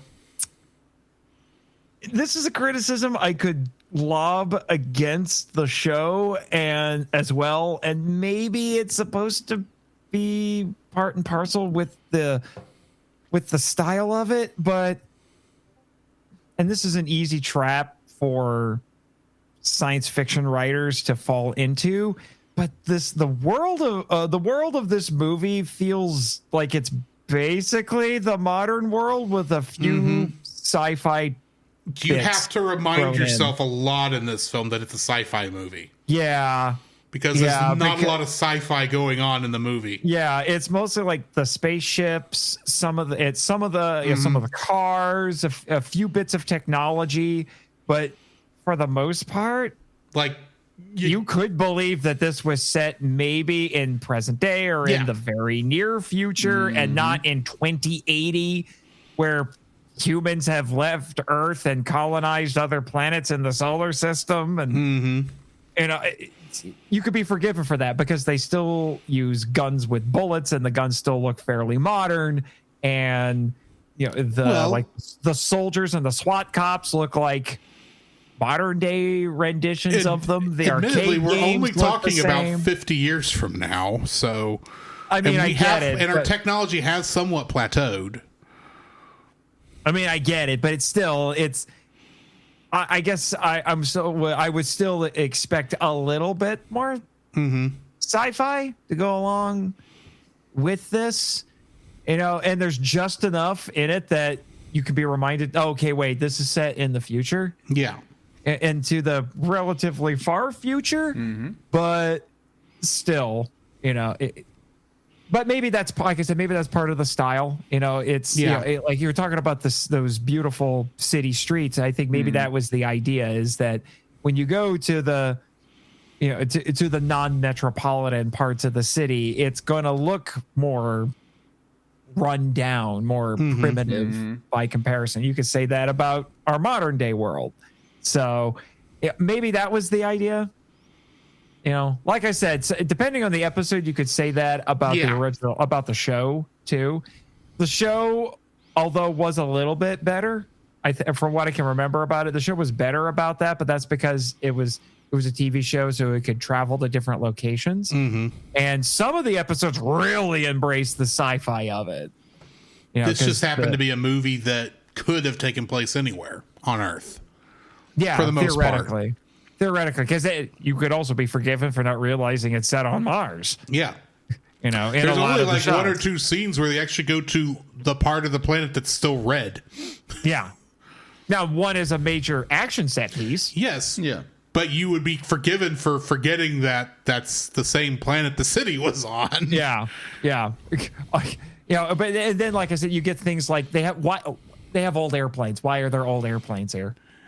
Does it matter? Probably doesn't. I mean, it's awesome because that's a hilarious scene. Yeah, well, and it's also a juxtaposition, and that's something that you can do a lot. You can do in science fiction and fantasy. You can do these juxtapositions. You can use anachronisms, so to speak, to really show some contrast. I've even done it in some of my own writing. I wrote a short story that I want to be part of a larger universe where the main character, because it's a family heirloom, he has, and keep in mind, this is set 500 years in the future, and he has an old cutlass that was passed down in his family, from one generation to the next in his family. So this thing, it's a 1,000-year-old sword, basically. Yeah. And mild spoiler, he uses it to kill an alien bad guy in the story who was there to assassinate somebody. So that's what. So I think that's what they were doing there. At the same time, in relation to those airplanes, there's just a lot of logistical problems that come to mind when I think, okay, you got these planes to Mars, which shipping the planes to Mars had to be an adventure in and of itself. It's an awfully big cargo ship to get those in there, and then they still had enough fuel in them to actually be able to fly for a fairly long time. And the fuel hadn't solidified? Some of them. Some of them did not last long, some of them admittedly. barely made it off the ground before the pilots had to pull a G.I. Joe and bail out with parachutes. They didn't die. They were just destroyed. No, they bailed out with parachutes. It's G.I. Joe. Exactly. I could see their parachutes. They survived. Anyway, Jacob, what's so Mars needs planes and moms. Apparently. The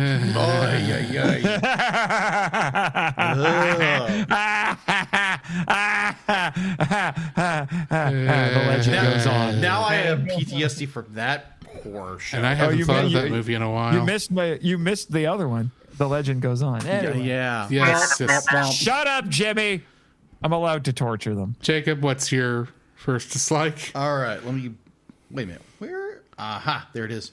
All right, so this is more of a query. I'm generally curious because I watched the film once, and maybe I didn't absorb all the information of the movie. So if I'm wrong, please let me know.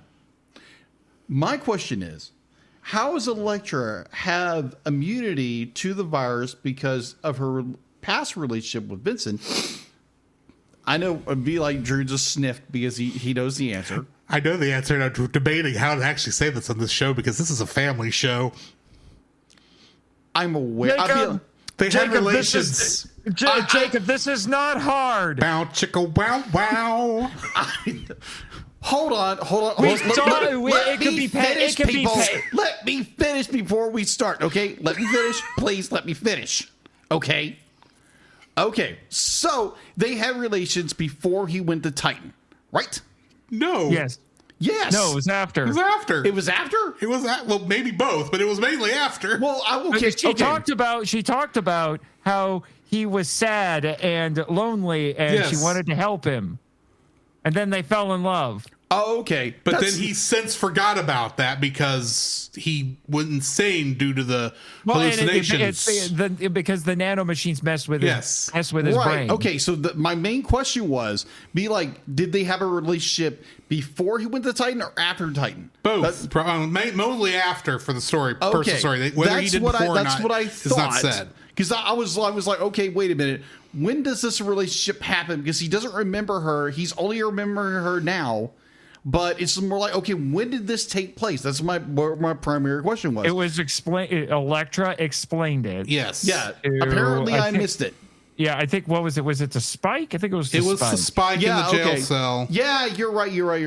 I probably just missed it because I got distracted by something. And surprise, Jacob got distracted. Admittedly, we are talking about like right after he got the vaccine that cured him. So he might still have been somewhat sane at that time, even if he was just lonely. Possible.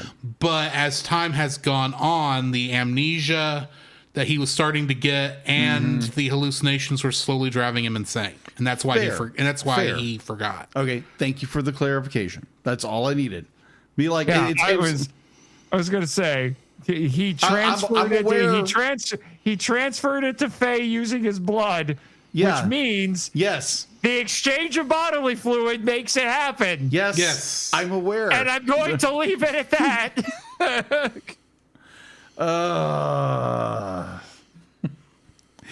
Anyways, I wasn't simply asking, how she got it. It could be in multiple ways. Obviously, they're in a relationship, that can happen. You should just ask, why does he not remember her? Maybe I should have phrased it that way. Anyway. Because again, here we go. Pick on Jacob for asking a question. I'm not picking on you for asking the question. Just picking on you for how you ask the question. I get it. Jacob, do you need to have the talk? It's like, of the three of us here. Trust me, there's no problem with the talk. We're like, Mary, hello. Also, why does a married man need to have the talk? From two single men. That is what got me there. Sorry. Okay, fair. Okay. In fairness, I should have phrased my question a little differently. Now, on that note, thank you, because apparently I missed something. Because again, I have the attention span of a squirrel. You're welcome for the entertainment value, people. You're welcome. Oh, I'm never gonna live that one down. And I thought I'd said some stupid things.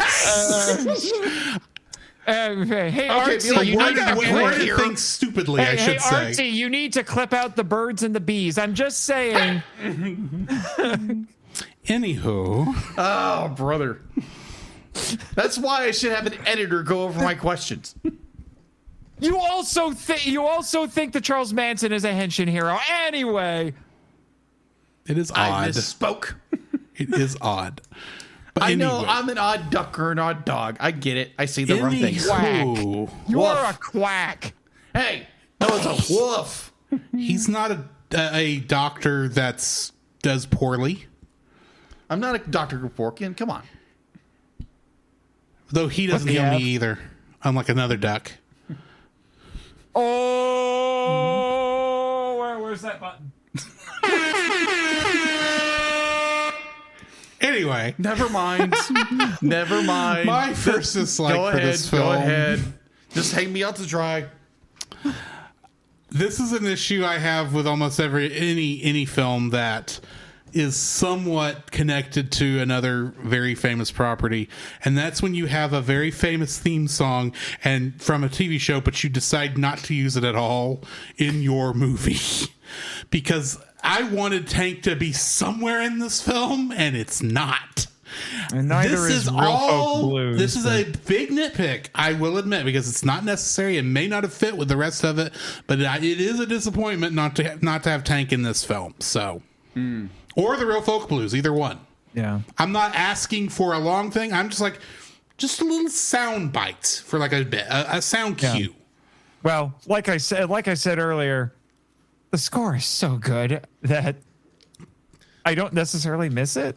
That's fair. It's just like, and like I said, this is a nitpick. Me trying to think of things I don't like that are connected to this film, and I'm thinking, you could have at least had maybe one of the sadder moments be like the sad version of Tank. Maybe, I don't know. I'm trying to think, but yeah, the fact that it wasn't in the movie was a disappointment at the very least. So, Nate, what's your second dislike? All right, this is another nitpick. There's a couple I could have picked from, and I, unfortunately, actually, given the conversation we just had, we're just continuing the the unsavory conversation and pushing the envelope on the show a little bit. There are a few instances of humor that, while I could make the argument they're still funny, they haven't necessarily aged well. Yeah. Like the weirdo that Ed bumps into during her montage while she's searching the city. And it's very obvious that she is actually a he and likes little boys and only gets rid of Ed. And only gets rid of Ed because Ed's actually a girl. Out that Ed is actually a girl. Yeah, that's not creepy. Because she was going around she wearing a trick or treat disguise with a pumpkin on her head to try to get information. That was such an odd moment. It's such a weird moment, and I'm just like, it's a little. I mean, I get the joke of it, but it's a little hard to laugh at it. It might be a bit of a cultural difference, maybe, but same time, it did seem in poor taste. Poor taste is a very. It's really the only joke in this that I have difficulty finding funny. The rest of the humor in this, I love it. I love it, but I'm just like, I don't want to think about a PDF file going after Ed. Please, no, thank you. It's already hard not to think of Ed as like a really young person anyway. So anyway, yeah, exactly. Yeah. Nope. Exactly. Like you said, that scene, I was like, when I realized what was going on, I was like, oh, okay. My first thought, nope. Yeah. Like I said, there are other kind of weird moments like that in Bebop in the movie to a certain extent and in the show as well. But it's just like. And admittedly, you are talking about a universe in which a lot of bad things happen that are just as bad as what we're referring to. So. True. That actually happened in our own world. Yes. So. Which is sad. Yeah. Yes. Anyways, I don't have a second dislike. Okay.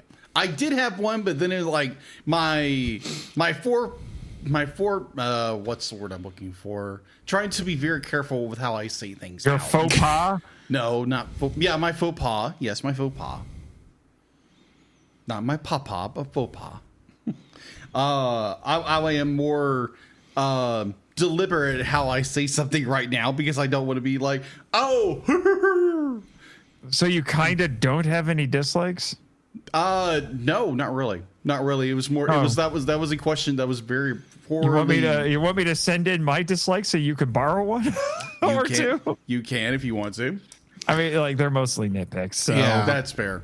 I'd be like, honestly, I really don't have a bad. Here, I'll put it in the private chat. So here. If either of you guys don't have any dislikes, while you're thinking over that, if you don't have any dislikes, you can borrow one of mine. I don't care. Okay.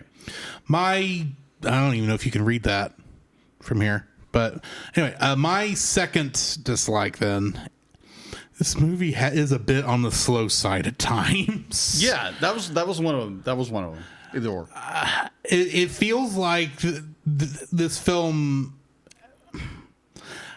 The film feels like it really it was meant to be an hour and a half, and then they spread it out a little to 2 hours. Yes. Through different scenes. And don't get me wrong, I do like the film for what it is, and I don't really want them to compress it any, but it did feel a little long. In its defense, I like the fact that it could switch between being energetic and contemplative. Mm. But there's a lot of scenes that just was like, okay, are we just hanging out here for a second? I don't know. It just felt, the whole film just felt like it was, it'd be a couple of energetic parts and a lot of slow parts. And admittedly, I had to rewind the film at one point because I fell asleep. Granted, it was the end of a long day. So when I watched the film, I was going to say, that sounds like a you problem. It is a me problem, but I mean, I was enjoying the film. It's just all of a sudden I realized, wait a minute, I missed something. And then I backed up like 20 minutes and went, I missed a lot of something. So it's not that it's not that the pacing is bad. Is it's it just slow and boring? I'm not PaulJPowers.com. I'm just saying there was a couple of times when it was slow, and I kind of wish it had been a little speedier. For what that's worth. I'm blaming your 90s kid attention span. That's probably wise. Jacob, did any of these inspire you? No, like you said, like you just stated, the fact that this movie is a little bit long in the tooth. Be like, my first initial thought was like, okay, maybe it's my attention span. But yes, some of the scenes do drag on slightly. Granted, it is still how the show would have, the same pacing the show uses, but I think with it being a 2-hour film instead of 20-minute episodes, I think they let it be atmospheric for a little longer than they normally would have, and I think that's why it felt slow to me in some places. So, do I have the least addled brain here because I'm not bored by this movie at all? I'm not bored by this film. Yeah, it's just when I'm looking at this is always the problem with coming up with dislikes for a good movie, is that the things that really don't bug us that we bring up, because it's the only things we can think of, sound a lot worse than they actually are. Yeah. So, yeah, it's a good movie. Do not get me wrong, but it's like, if I had my druthers, maybe shorten some of these longer scenes by a couple seconds so that it's a little shorter. But that's it. Okay. That brings us to the end of the review, so we need to rate the film. 3.5. You are not Roy. No. But I had to throw it in there. That is fair. That is fair. What are you actually rating this film, Nate? Oh, man. Part of me wants to go all the way and say 10. But I feel a little wrong doing that. So I'm going to say 9.5. Okay. It is one of... I did not realize how much I love this thing until I watched it again for the show. And it was... The last time I had seen it was during that absolutely terrible theater experience. So maybe seeing it with the dub again and just kind of soaking in this world, soaking in a bit of nostalgia and things like that. I'm just like, man, this is so good. This is so good. It's, in my estimation, one of them outside of like the really artsy anime movies, like from Miyazaki and Studio Ghibli and things like that. And, because as this is probably closer to what you might term a commercial anime movie. It is a tie-in to a TV show, so it is a tie-in with a TV show, but this and the movie kind of buck a little bit of the trend, the typical anime trend. But but for me, it's one of the most perfect anime movies ever made. But it's because I love the show as much as I do. So I'm going to say 9.5, but it's really only because Hayao Miyazaki exists. That's fair. True. Jacob? I'm going to give it a 9. It's a great film, wonderful film. There's no knocks against it. Knocking on heaven door. Da-da-da-dum-bum. Either or. Thank you. I enjoy it. The animation's fluid. The fight scenes are beautiful. It's a wonderful story. I really have nothing gripes against it. It's a solid 9. It's one of those. It's a great film. I plan on at some point to add it to my collection, and I know my wife is all joyed of whenever I add to my collection, add to my movie collection. Either or. So, yeah, a 9. What is yours, Drew? I too am going to give it a 9. Excellent. This is a movie I want to come back to after going through the show and putting it in where it fits into the series, just because it feels like I feel like, having not watched Cowboy Bebop really in such a long time, that I have missed stuff in this movie. Maybe I haven't, but at least miss some nice character moments. And so, yeah, this is making me want to go back and rewatch the show, which is exactly what any kind of commercial tie-in is supposed to do. But it is also such a well-written and good story that I can't rate it any less than a 9. So, yeah, I'm going to give it a 9. Good deal. Next week, we are going to be watching, what is it, a 80s film? 80s. Called Rock and Rule, which technically me and Jacob have seen at least once, but it was a very crappy version. Horrible version. But hopefully the version we'll be watching this time on Tubi, is it? Yeah, it's available. Yeah, it's on Tubi. Will be a lot better. So, yeah, it'll be an interesting episode one way or the other. Why don't we go ahead and hit the intermission, and then we will get to some Batman. This podcast is a proud member of Culture Box.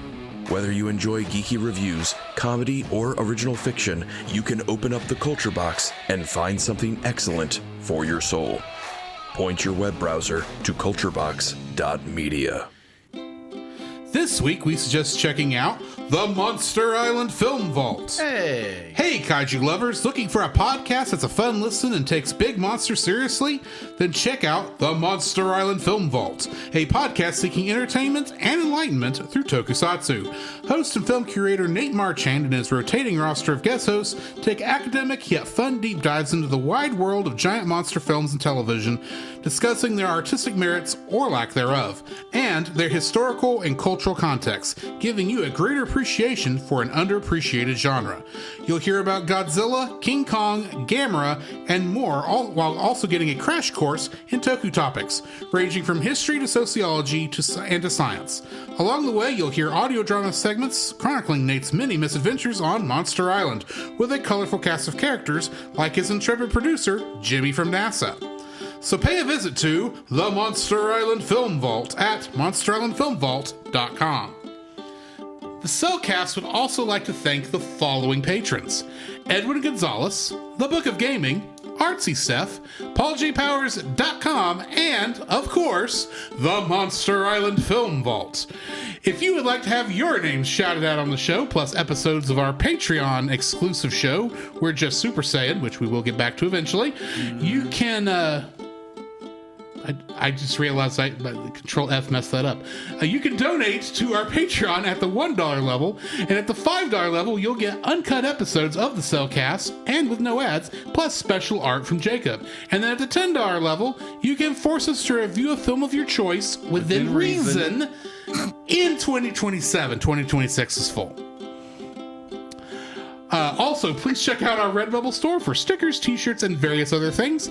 And if you want to support us without spending any money, please rate, review, and subscribe to us wherever you found us, and share us with your friends.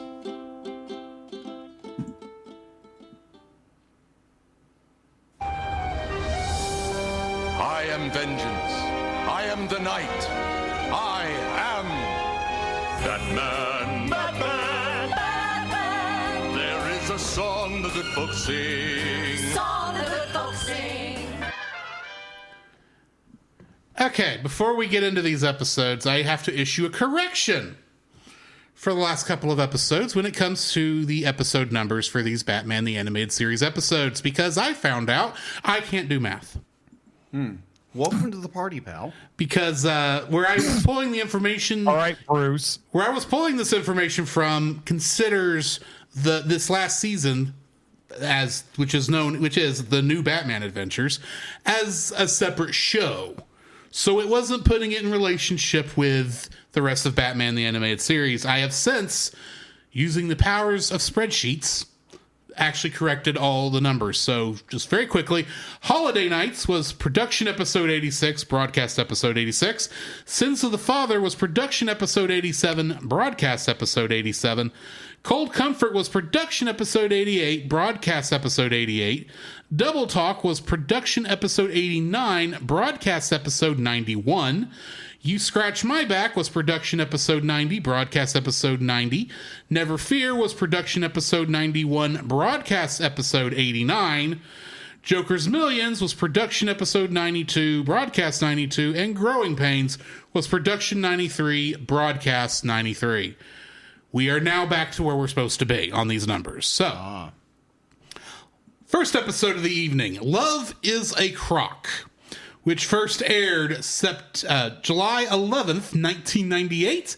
It is production episode 94, broadcast episode 98. We're back out of order again. Directed by Butch Lukic and written by Steve Gerber. Synopsis for this episode: seeing a kindred spirit, Baby Doll springs Croc from custody to be her lover and partner in crime. New cast for this episode: both Killer Croc and Baby Doll have new voices for this season. Brooks Gardner plays Killer Croc, and Lorraine Newman plays Baby Doll. Plus, Buster Jones is the voice of the judge. Trivia for this episode: the newspapers within the episode have two articles referencing show creator Bruce Timm and Superman, tying in with Superman the Animated Series. The first one, the Picture News, has a BT quoting DVD is the next 8-track. And the second one from the Daily Planet says Superman's hands are full. Yes. When Croc is leaving the bar, a poster behind him says Josie and has a picture of a cat. This is most likely referencing the television show from 1970, Josie and the Pussycats. One of the stuffed animals on Mary Louise Doll's couch is Yogi Bear from The Yogi Bear Show, 1961. When Baby Doll's bouncing ball explodes for one frame, there is a flash of light that is actually reused footage from the gas canisters that Superman ignites in the Superman the Animated Series episode, The Way of All Flesh. Likewise, when the bomb in Baby Doll's lair blows up, the ensuing explosion is actually reused footage from the Superman the Animated Series episode, My Girl. When Mr. Elon blows a vat of hot lead off its support, right after that, there's another explosion that is actually reused footage from a scene from World's Finest Part 3 from 1997 of Superman the Animated Series, in which two Wayne Lex T7 droids blow up after Batman electrocutes them. I would love to know how the internet has figured out where all these explosions came from. I was just about to say, how do they know this? I want to know this too, because as best as I could tell, they were just flashes of light. Okay. I understand why they could be reused. I want to know how they know where it came from. Nate, what's your first? You know what? What's your thoughts for what? this? Sorry, I was gonna say. You know what that trivia didn't bring up? That Lorraine Newman got her start on Saturday Night Live. No, and she's one of the Coneheads. No, it's that there is a typo in the poster that in one shot, and then it gets fixed in another. I missed that actually. I can't unsee it. It's in the sewer lair, and it says I think what it was, a Killer Croc, or is it actually, or did it say Croc or Killer Croc? I don't remember. Yeah, it says Killer Croc. It's a poster, and it says Killer Croc on it, but it's supposed to be Croc as in short for crocodile. Mm-hmm. So it's supposed to be CROC. And in a later shot of the episode, that's what it says. But there's one shot that you can see more easily where it has a K at the end. Maybe So it was it's actually a reference to Ray Kroc, who stole McDonald's from the original McDonald's brothers. I don't know. But yeah, but like I said, so it's CROCK. I'm like, are you, like, as in Or like a Killer crock Croc pot? Yeah, a Killer Croc pot. What's going on? Who knows how good Gator would taste in a slow cooker? Who knows? But Yeah, Nate, what are your thoughts on this episode? You know, hearing that it was written by Steve Gerber, who is a comic book legend, I might add. This is the man who, among other things, created Howard the Duck. All right? Yes. So if I you're heard about that. So if you're telling me that Steve Gerber is going to write this and he's going to bring back, here's the main through line in this episode. He brought back Baby Doll. And the last time I was on the show was for Baby Doll's first episode. And the episode we also reviewed on that one was the final episode with not Lady Deathstrike. That's a different character entirely. Yeah. Wrong company. Basically, Claw. Janeway. Red Claw. Red Claw. Yeah, Which was like also on the weird- episode from like a year ago you were on. Yeah, there's like weird through lines here. That, I hate to say this, but it kind of compounds my disappointment a little bit here, because if I look at this episode in isolation, by Batman animated series standards, I guess it's okay. It's like I would rank it as subpar to okay. But if I compare it to that first Baby Doll episode, it doesn't compare at all. Like, it does not. It wants the emotional impact of that first episode. And the ending, especially, like, the ending tries so hard to replicate the end of that last episode. And it with Baby Doll, and it doesn't hit. And it's that disappointed me so much. Especially now that I know it was Steve Gerber. You know, and knowing it's Steve Gerber, to be honest, I would hope it would at least be funnier. And It kind of wants to be funnier, but it doesn't do it. It doesn't. I feel like it doesn't. I can't even quite tell if the commit. jokes just aren't landing or not. It's If just, there's any jokes in here at all. It's just the entire setup just feels weird to me. Like, they try to justify pairing these characters, but it is such an odd pairing. And maybe that was the idea. But I mean, an odd couple-like episode for the villains is not necessarily a bad idea. Yeah. But at the same time, with the exception of, like, near the beginning, Baby Doll's just more annoying in this than actually... Yeah. like at the beginning when she's just, you know, being trying to run the hotel, and then She was a sees receptionist. a receptionist at the hotel, and goes to bust Killer Croc out. That whole section is like, okay, if this is where we're staying, that's fine. But then no, she just goes all the way back into that Baby Doll persona to the point of being annoying. It's like, if you say Baby doesn't want you to leave one more time, Baby Doll, I will be on Killer Croc's side and kicking you out. Yeah. Now, I maybe some of it might be the writing. Some of it I also do think is the performance, because this voice actress is nothing against her, but as this character, she doesn't work as well as the first one. That first one, her performance was brilliant. Like that. The fact that they took this really basically a really obscure DC character and it basically reimagined her and made her into a great character and made a great story out of it. Like, that's peak Batman the Animated Series for me. I'm not opposed to her coming back, but it's just like, this is just not working. The pity I had in that first episode is just gone. Like you said, she feels more entitled and annoying. And to be honest... And honestly, she doesn't have that adorable look she had in the first one either. No. That's the other thing, that I don't like the redesign in this I like either. Croc's redesign better than I liked hers. And I'm still not the And I biggest still don't really like fan. Croc's redesign. Yeah, and I'm not the biggest fan of his redesign either. Also, I swear, I think this is the first time he's been in this. Yes, this is the first time he's been in the new Batman Adventures. Yes. I've got. I think it's also the last time he's in new Batman I was gonna Adventures. say I've got gripes with how he's written too, but it's just He's written here about the way was written in that episode where he met up with the freak the town of freak in the Freak Show episode. He's basically written the same way. It's just not as interesting. Yeah, it's not as interesting, and I'm not used to him being this smart.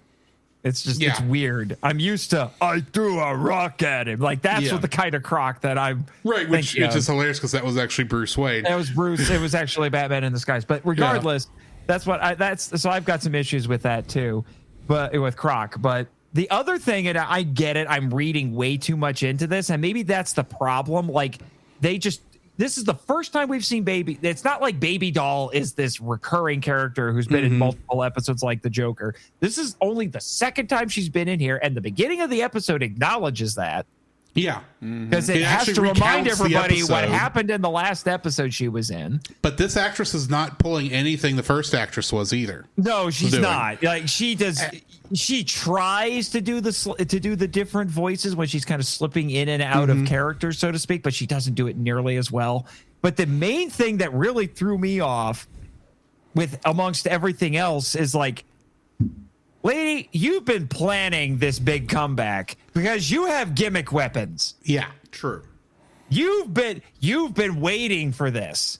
You just needed an excuse because I doubt there's any way you put this together that fast. Basically, they act like she's been a regular and they give her all of the accoutrement that you would expect for a Batman villain. But like all the other Batman villains, they're doing this way more often and they're much more established. So you don't get thrown off by the fact that the Joker has, a flower corsage that shoots knockout gas or venom or acid, I should say, or something like that. You're not thrown off by any of that. But why does she have even it? Someone like Harley Quinn, which is an animated series original character. Yeah. But Harley's got enough connection with the Joker, plus she's popular. She's been in enough episodes where, she has an established personality, an established way of doing things. Yeah. And this is the second time the character's appeared and has a new actress. Yeah. So the entire thing is weird, and I was not a big fan of it. And then the fact that they're pairing her up with Croc, which I already think is a little bit weird. And I also feel like, despite what that synopsis you read says, I'm not 100% certain what kind of a relationship she wanted out of Croc. Everyone treats it like she has a romantic infatuation with him, which is bizarre already. I thought she was trying to do what she did in the first episode, where she's trying to slip back into the Baby Doll persona, where she wanted Croc to be her dad. Yeah, pretty basically. much. And I thought that's what they were going with, despite the fact that everyone in the show wants it to be this Bonnie and Clyde, they're a couple sort of a thing. Maybe even Croc thinks that. Except Croc doesn't like her, and he's only hanging out until the big heist. Yeah, and then until the big heist, and then it gets muddied even more because apparently I forgot that, despite the fact that they made all of these changes, and in some regards I would argue they made some downgrades, from when it was on Fox, but the censors were a lot more lenient than they are here than they were on Fox, and I'm like, Croc, are those two ladies prostitutes? They're at least bar girls. Yeah, or whatever. And so the fact that she sees him with those two girls and starts to get jealous and then tries to pull a Vincent. I was thinking about that. It's like, oh my gosh, it's like this is the Cowboy Bebop story, except it makes a heck of a lot less sense. With Vincent, I could understand why he would lose his mind and decide to kill everybody in the city. Yeah. And then she just that's her plan at the end. She's like, I'm going to kill us and everyone else in Gotham because you spurned me, new dad. And I'm like, what?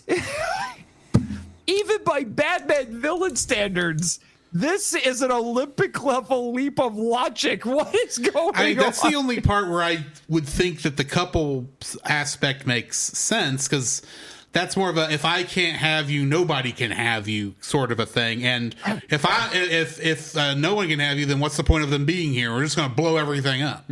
Yeah, but it still felt like such a massive leap. It was just so weird. This is one of those times where it feels like, to a degree, the show needed to be a little bit long. The episode needed to be a little bit longer. At the same time, I'm glad it's not. Because I was not invested in this episode at all. Yeah, and like I said, I wanted to be, because I thought Baby Doll was an interesting character. Yeah, and that's why this was wasn't. such a disappointment. This is why this is such a disappointment. I was just like, because that first Baby Doll episode had no business being as good as it was. Mm-hmm. We talked about that. This is just an okay episode at best. At best, and because it's only okay, it feels like a bad episode. Yeah.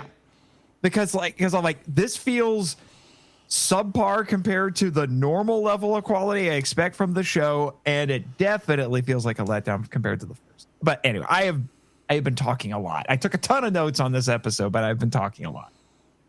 Jacob, what is your thoughts on this episode? My thoughts kind of, I'm going to say this.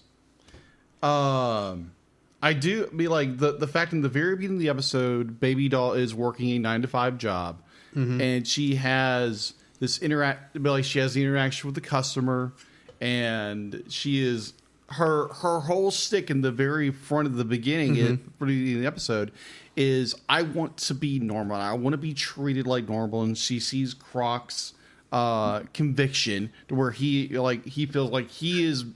It'd be like he wants to be normal. He wants to be treated like everybody else.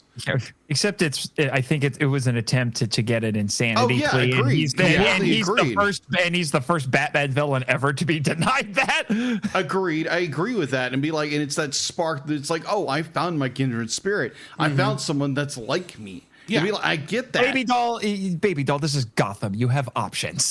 That is true. That's also true. That is true. Admittedly, of the options, I mean, someone who is treated like they're different because they physically are different. I mean, who's besides Killer Croc do you really have, Mr. Freeze? I mean, he's kind of already taken. True. Well, Poison Ivy. That's a girl. Be it known, Jacob, don't ever visit Gotham. I mean, that's kind of goes without saying. Baby Doll might want to make you her new dad. Yeah, no.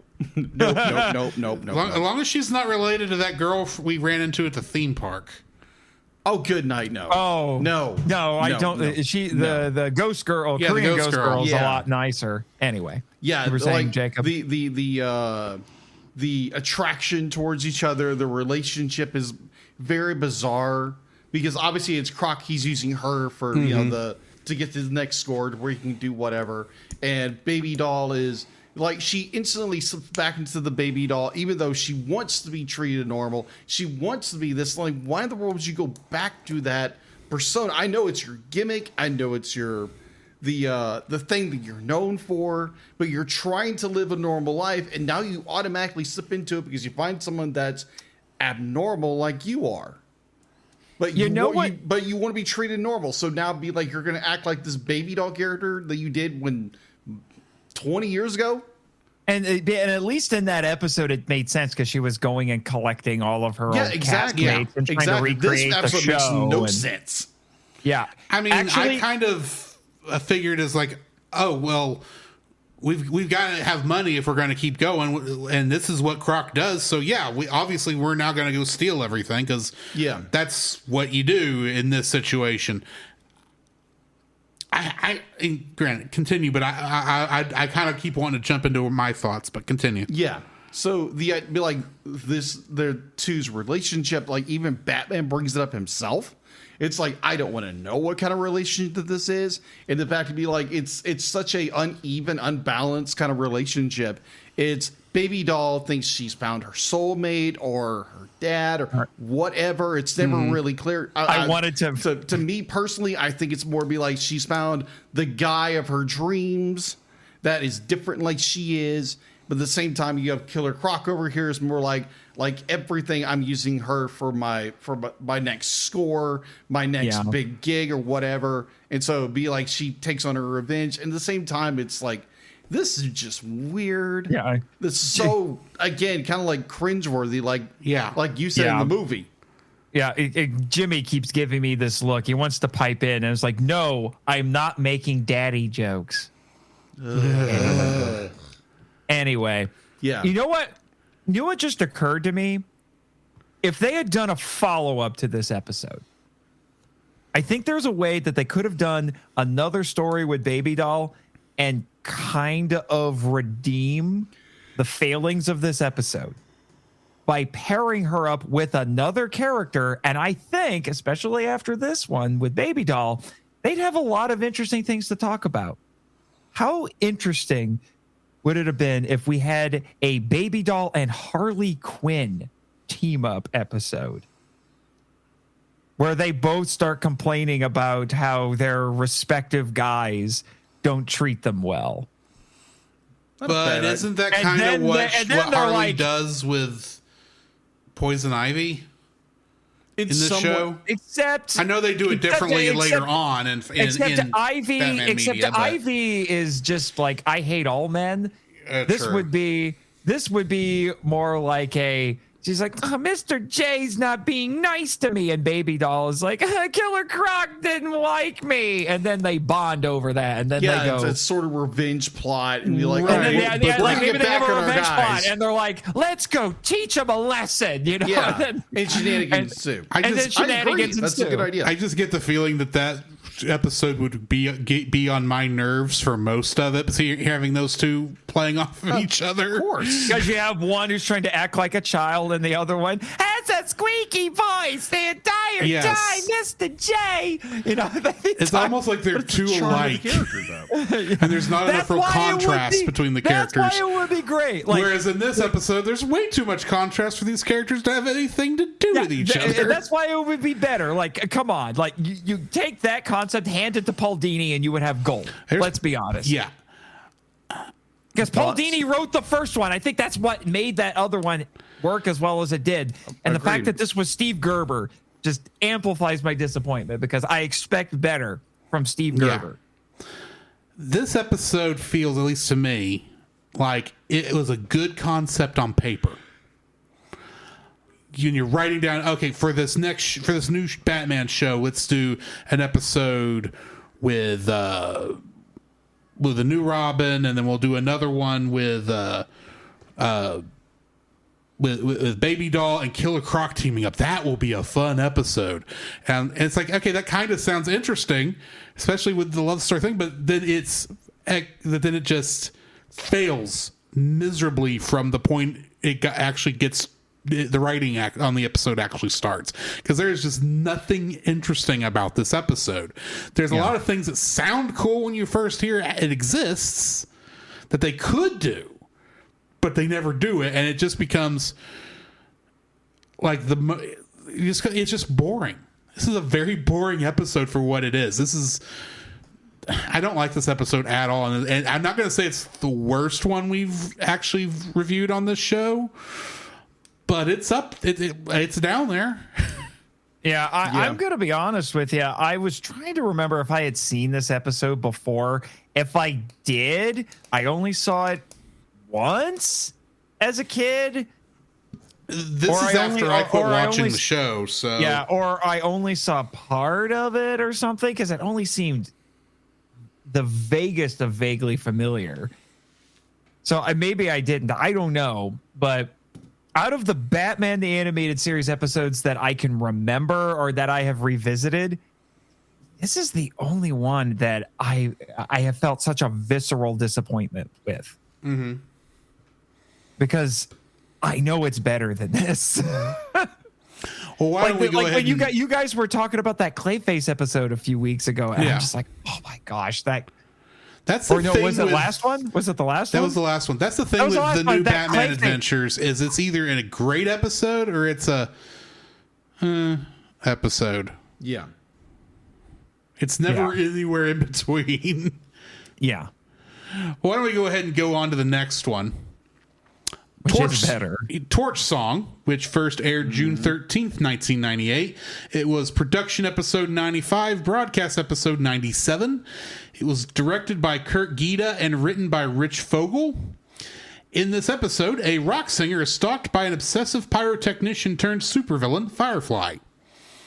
New cast for this episode: Mark Rolston plays Garfield Lins, aka Firefly. Carla DeVito plays Cassidy. David Paymer plays Frank. Thomas F. Wilson plays Howlin' Jake and the Gotham Angels biker. Jane Weedland was his last name Heron? It just says Howlin' Jake. It could be Heron. Yuck. Depends. Are you a DJ? You didn't tell us? No. Okay. Jane Wilden plays Shannon, and John Mariano plays Vincenzo. Oh, I was Vinny. waiting for. Do we have another Vincent? I'm going to say Vinny. I'm just going to say Vinny. Trivia for this episode. Barbara Gordon makes reference to another WB television show at the time, Pinky and the Brain. Yes. When talking to Bruce on the phone. Ironically, Bruce doesn't understand the joke. That was perfect. As this episode went on, like, oh, I remember this one, and the Pinky and the Brain reference was one of the things. I'm like, oh, I remember that, because I couldn't believe it's like, wait, you can do that? Well, it's the same company, so yes. Mm-hmm. Firefly was a character the producers had always wanted to use on Batman the Animated Series, but Fox forbade them from using any fire-based characters.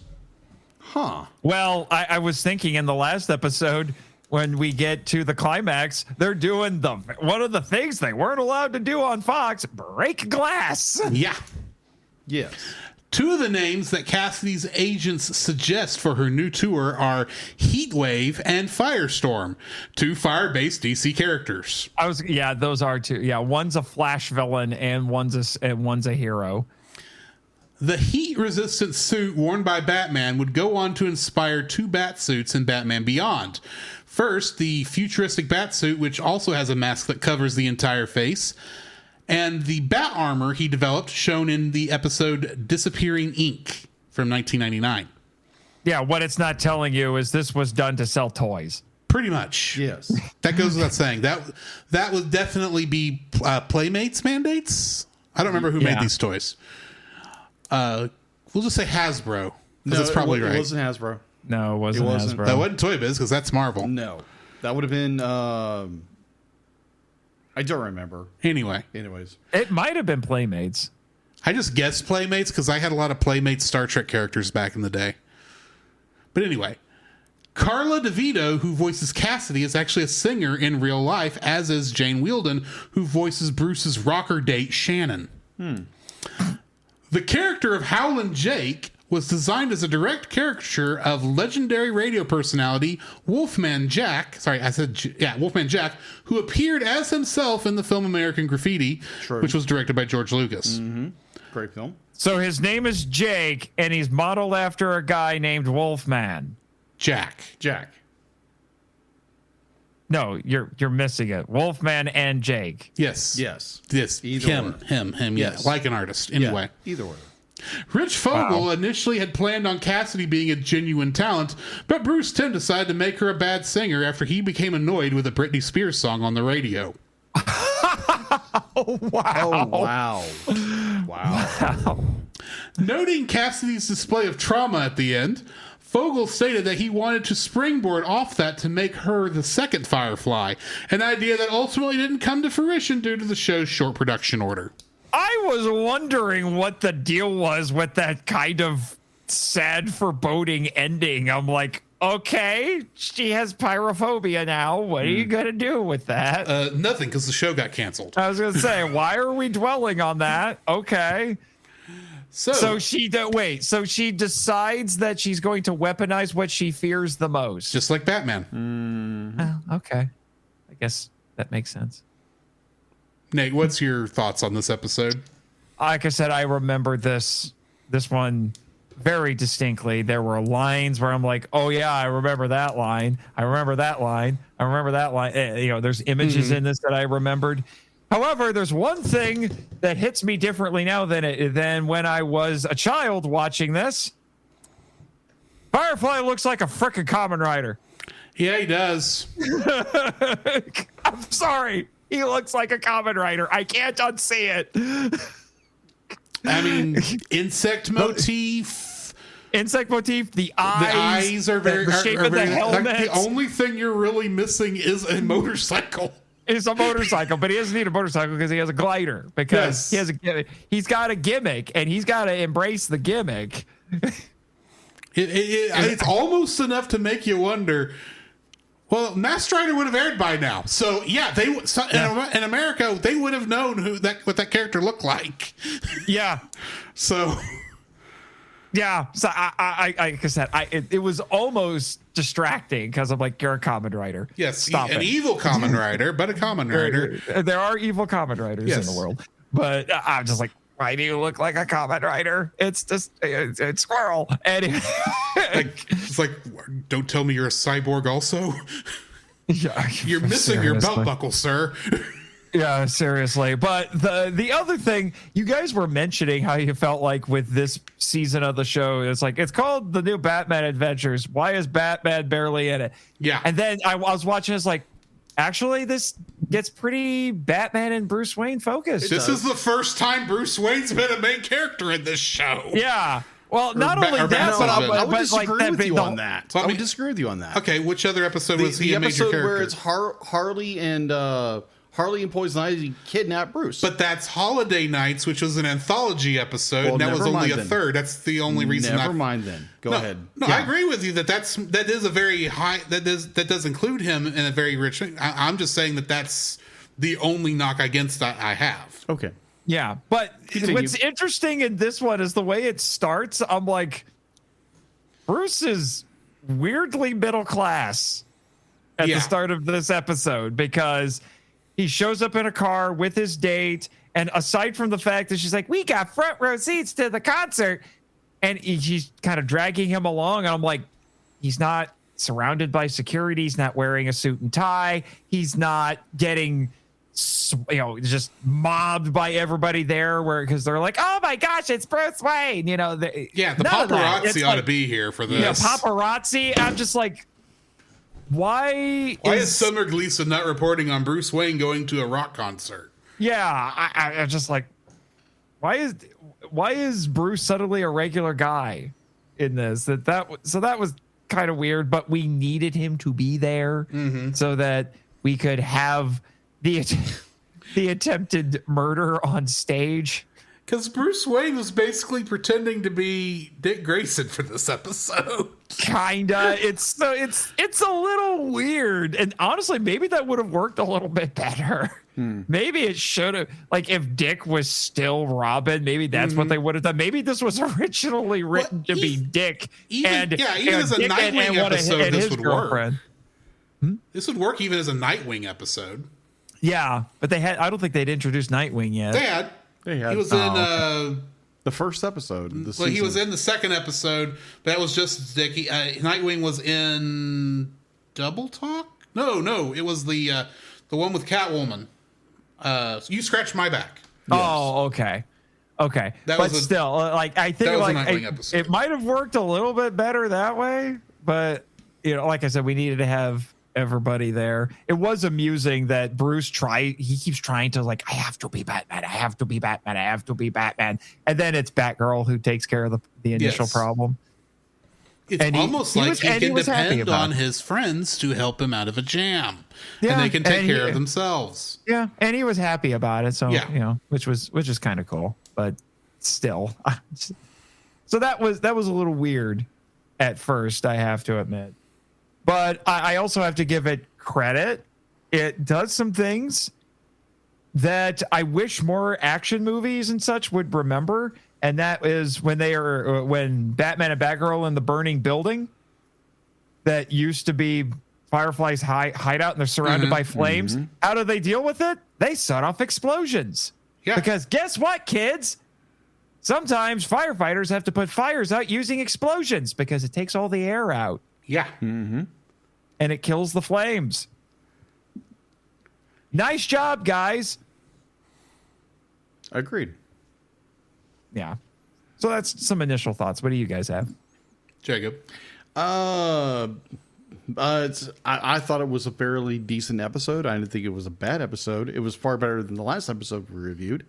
I do like the obsessed ex-boyfriend angle. I do enjoy the fact that she is a pop star who is constantly she's flirting with every guy around her, including Bruce Wayne. She even tries to flirt with Batman. Yeah, she tries to flirt with Batman. It doesn't work, obviously. And Batman is like, I am immune to your wiles, woman. And it's like, Batman. Actually, the note I wrote is, lady, unless your name is Selena, this isn't going to work. Probably not. The Bruce Wayne has only eyes for one woman, and she's perfect. Either or. Well, he had eyes for another one. That's where Damien came from. Yes. Yes, but that's we don't talk about Damien. Anyway. Yeah. Anyways, I do enjoy the jealous boyfriend, the jealous ex, who's wanting revenge, and the fact to be like our starlet at the end of the day is like now is afraid of fire.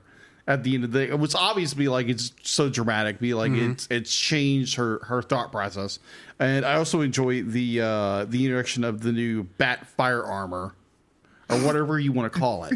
Go buy the new toy, kids.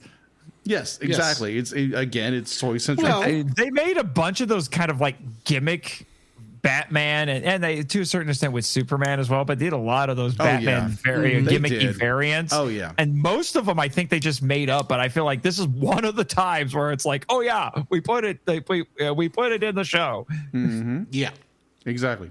Drew.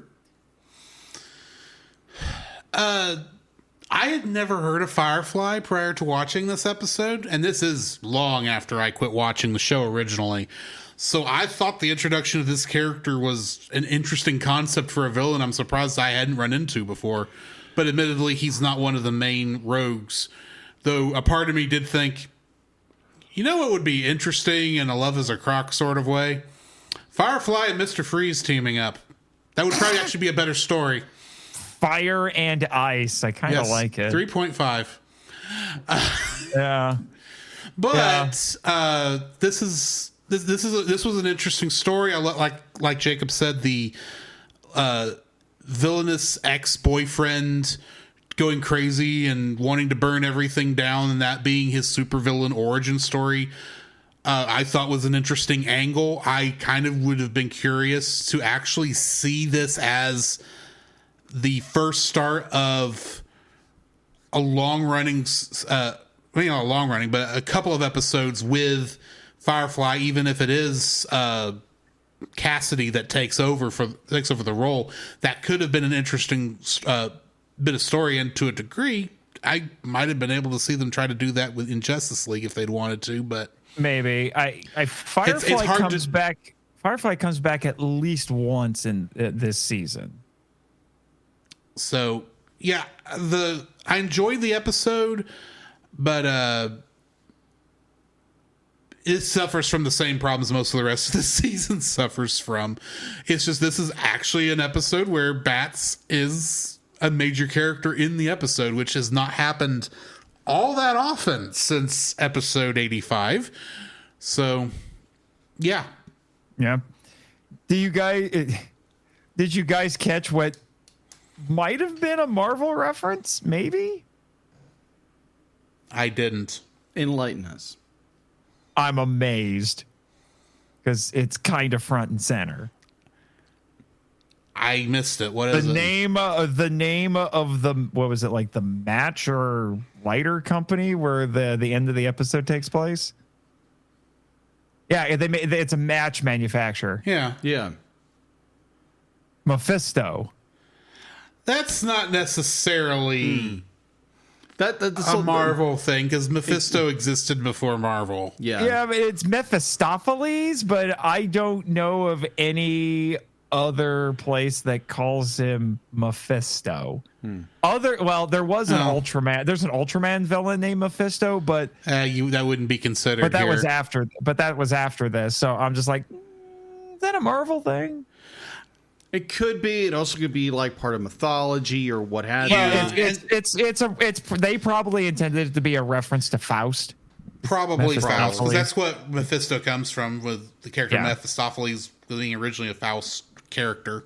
Yeah, but I don't know. It was just a thought that came to my mind when I was watching this, because I'm very used to Mephisto, that iteration of the name being Marvel. Admittedly, I did not even see the name, so on the side of the on the sign. So I will say this: I do have one major criticism of this episode, and that's that Batman technically doesn't beat Firefly. True. Firefly gets defeated by his own foolishness. Hoisted by his own petard. Exactly. Yep. Which is kind of weird. But okay, anyway, I guess we're doing that. Next week, we will be looking at the episodes The Ultimate Thrill and Over the Edge. So join us for that. Nate, I think you know what time it is. Shameless self-promotion! Indeed. Haha, I beat you to it. Fair enough. Go ahead and give us your shameless self-promotion. Oh my gosh, you get a double dose of it.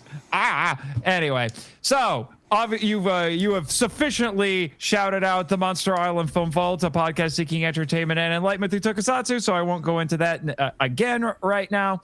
But you can also check out my other podcast that is admittedly struggling a little bit, but is technically a part of the Culture Box Network, Henshin Power V3, where three friends have 3 minutes to talk about tokusatsu. One of my co-hosts was actually in the chat earlier tonight.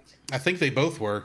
Well, Jake was for sure. Jake, the Metal Don Hambrick, and it's maybe Christopher Sentai guy Reiner was in there. Oh, no, I confused it with somebody else. My bad.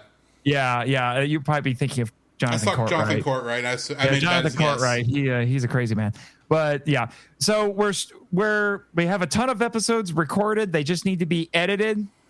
As Chris is in charge of editing, so hopefully we'll be throwing those out soon, where you can hear us talk about Kamen Rider Fies and, kind of pertinent to this show, all, and I do mean all, of the Guyver animes. Nice. Spoiler warning, watching all the animes gave me a greater appreciation of the live-action American movies, which is apparently a hot take. Anyway. I've not seen any of them, so... Yeah, well, so you've got that to look forward to, and then we will be launching season 2, and we will be starting with Mirai Sentai Time Ranger, which became Power Rangers Time Force. Nice. And we will be bringing on a guest for that one. But in the meantime, while we're taking care of that, you can check out our weekly live streams that we've been doing on the HPV3 YouTube channel, where we talk about whatever the newest episodes of Kamen Rider and Ultraman are. So we've done Ultraman Omega. We've been talking a bit about New Generation Stars, despite the fact that it's just a clip show. And we've been doing live reactions to the new episodes of Kamen Rider Zets. And nice. that show is wild. It has been way better than I was expecting it to be. I will leave it at that. So you can go check out all those live streams. Although one of them got banned by Toei because Toei said no way. Yeah. That was bound to happen eventually. Yeah, because I made the mistake of thinking we could get away with actually showing the show, and they yelled at us. Oh well. Yeah. Anyway, so you've got all that. Check out my author website, nathanjsmarchand.com, so you can get all the latest news about what I do as a writer and not just as a podcaster. I do have a new short story collection out called The Worlds of Nathan Marchand Volume 2, Tales of the Lost and Lonely. So I highly recommend checking that out. It's only about 100 pages, so you should be able to breeze through it pretty quickly. And I am in the process of writing and finalizing some essays and a new short story for Wild Hunt Press and their kaiju anthologies. They're putting out some new ones, I think later this summer. Mm-hmm. So be on the lookout for those. And let's see what else do I know? I'm used to having like the full list sitting in front of me. I'm also a contributor to Kaiju United, and so go check that stuff out. I did a really cool article on a Ray Harryhausen exhibit that was in Michigan. So that was a popular article. So go give that a read. Got some great pictures, and there was a collaborative video with Nick Adam of the Monster Report. Nice. So.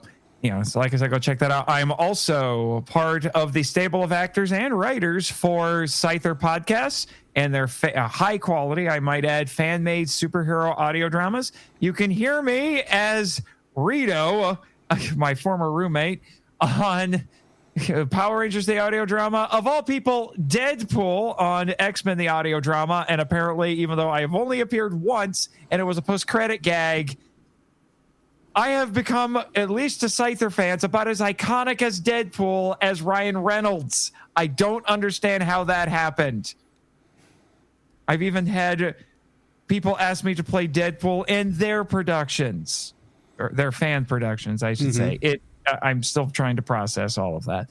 And then you can also hear me as Johnny Storm, baby, on Avengers, the audio drama. That's all the really important stuff.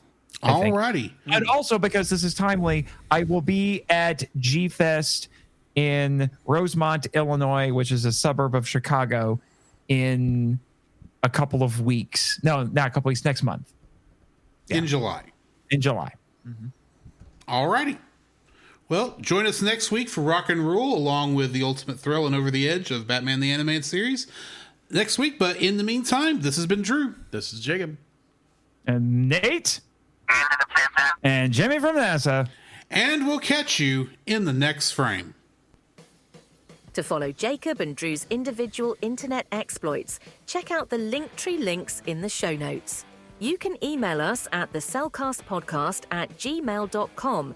Follow us on Twitter or X at @cast_cell. Follow our Facebook page, The Cellcast Podcast, and join our Facebook group, The Cell Nation, our YouTube channel, Cellcast, and our Rumble channel, The Cellcast Gaming. You can join us every Friday night at 7 p.m. Central for our live recordings of our episodes on Twitch, Facebook, YouTube, and Rumble. You can also join Drew on those same streaming channels on Tuesday nights at 8 p.m. Central for gaming streams. You can listen to our podcast on Apple Podcasts, Spotify, or anywhere else fine podcasts can be downloaded from. Please rate and review us where you found us. Our theme song is Drop and Roll by Silent Partner. Our bad movie theme is It's Party Time by Gregory Snegoff, with additional audio from the film Titanic: The Legend Goes On, and remember, that's Cell with a single L.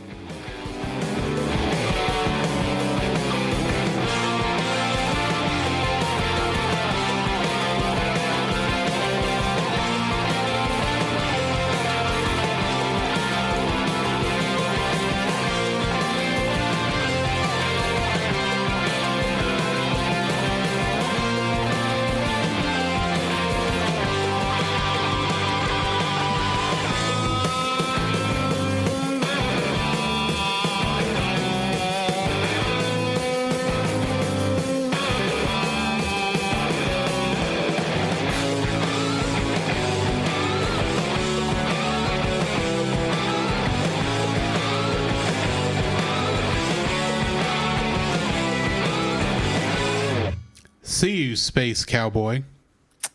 How did we get through this whole episode and I didn't break Jacob? Oh, wait. It's because I didn't bring up Diabetic Skeletor. Ha, ha, ha.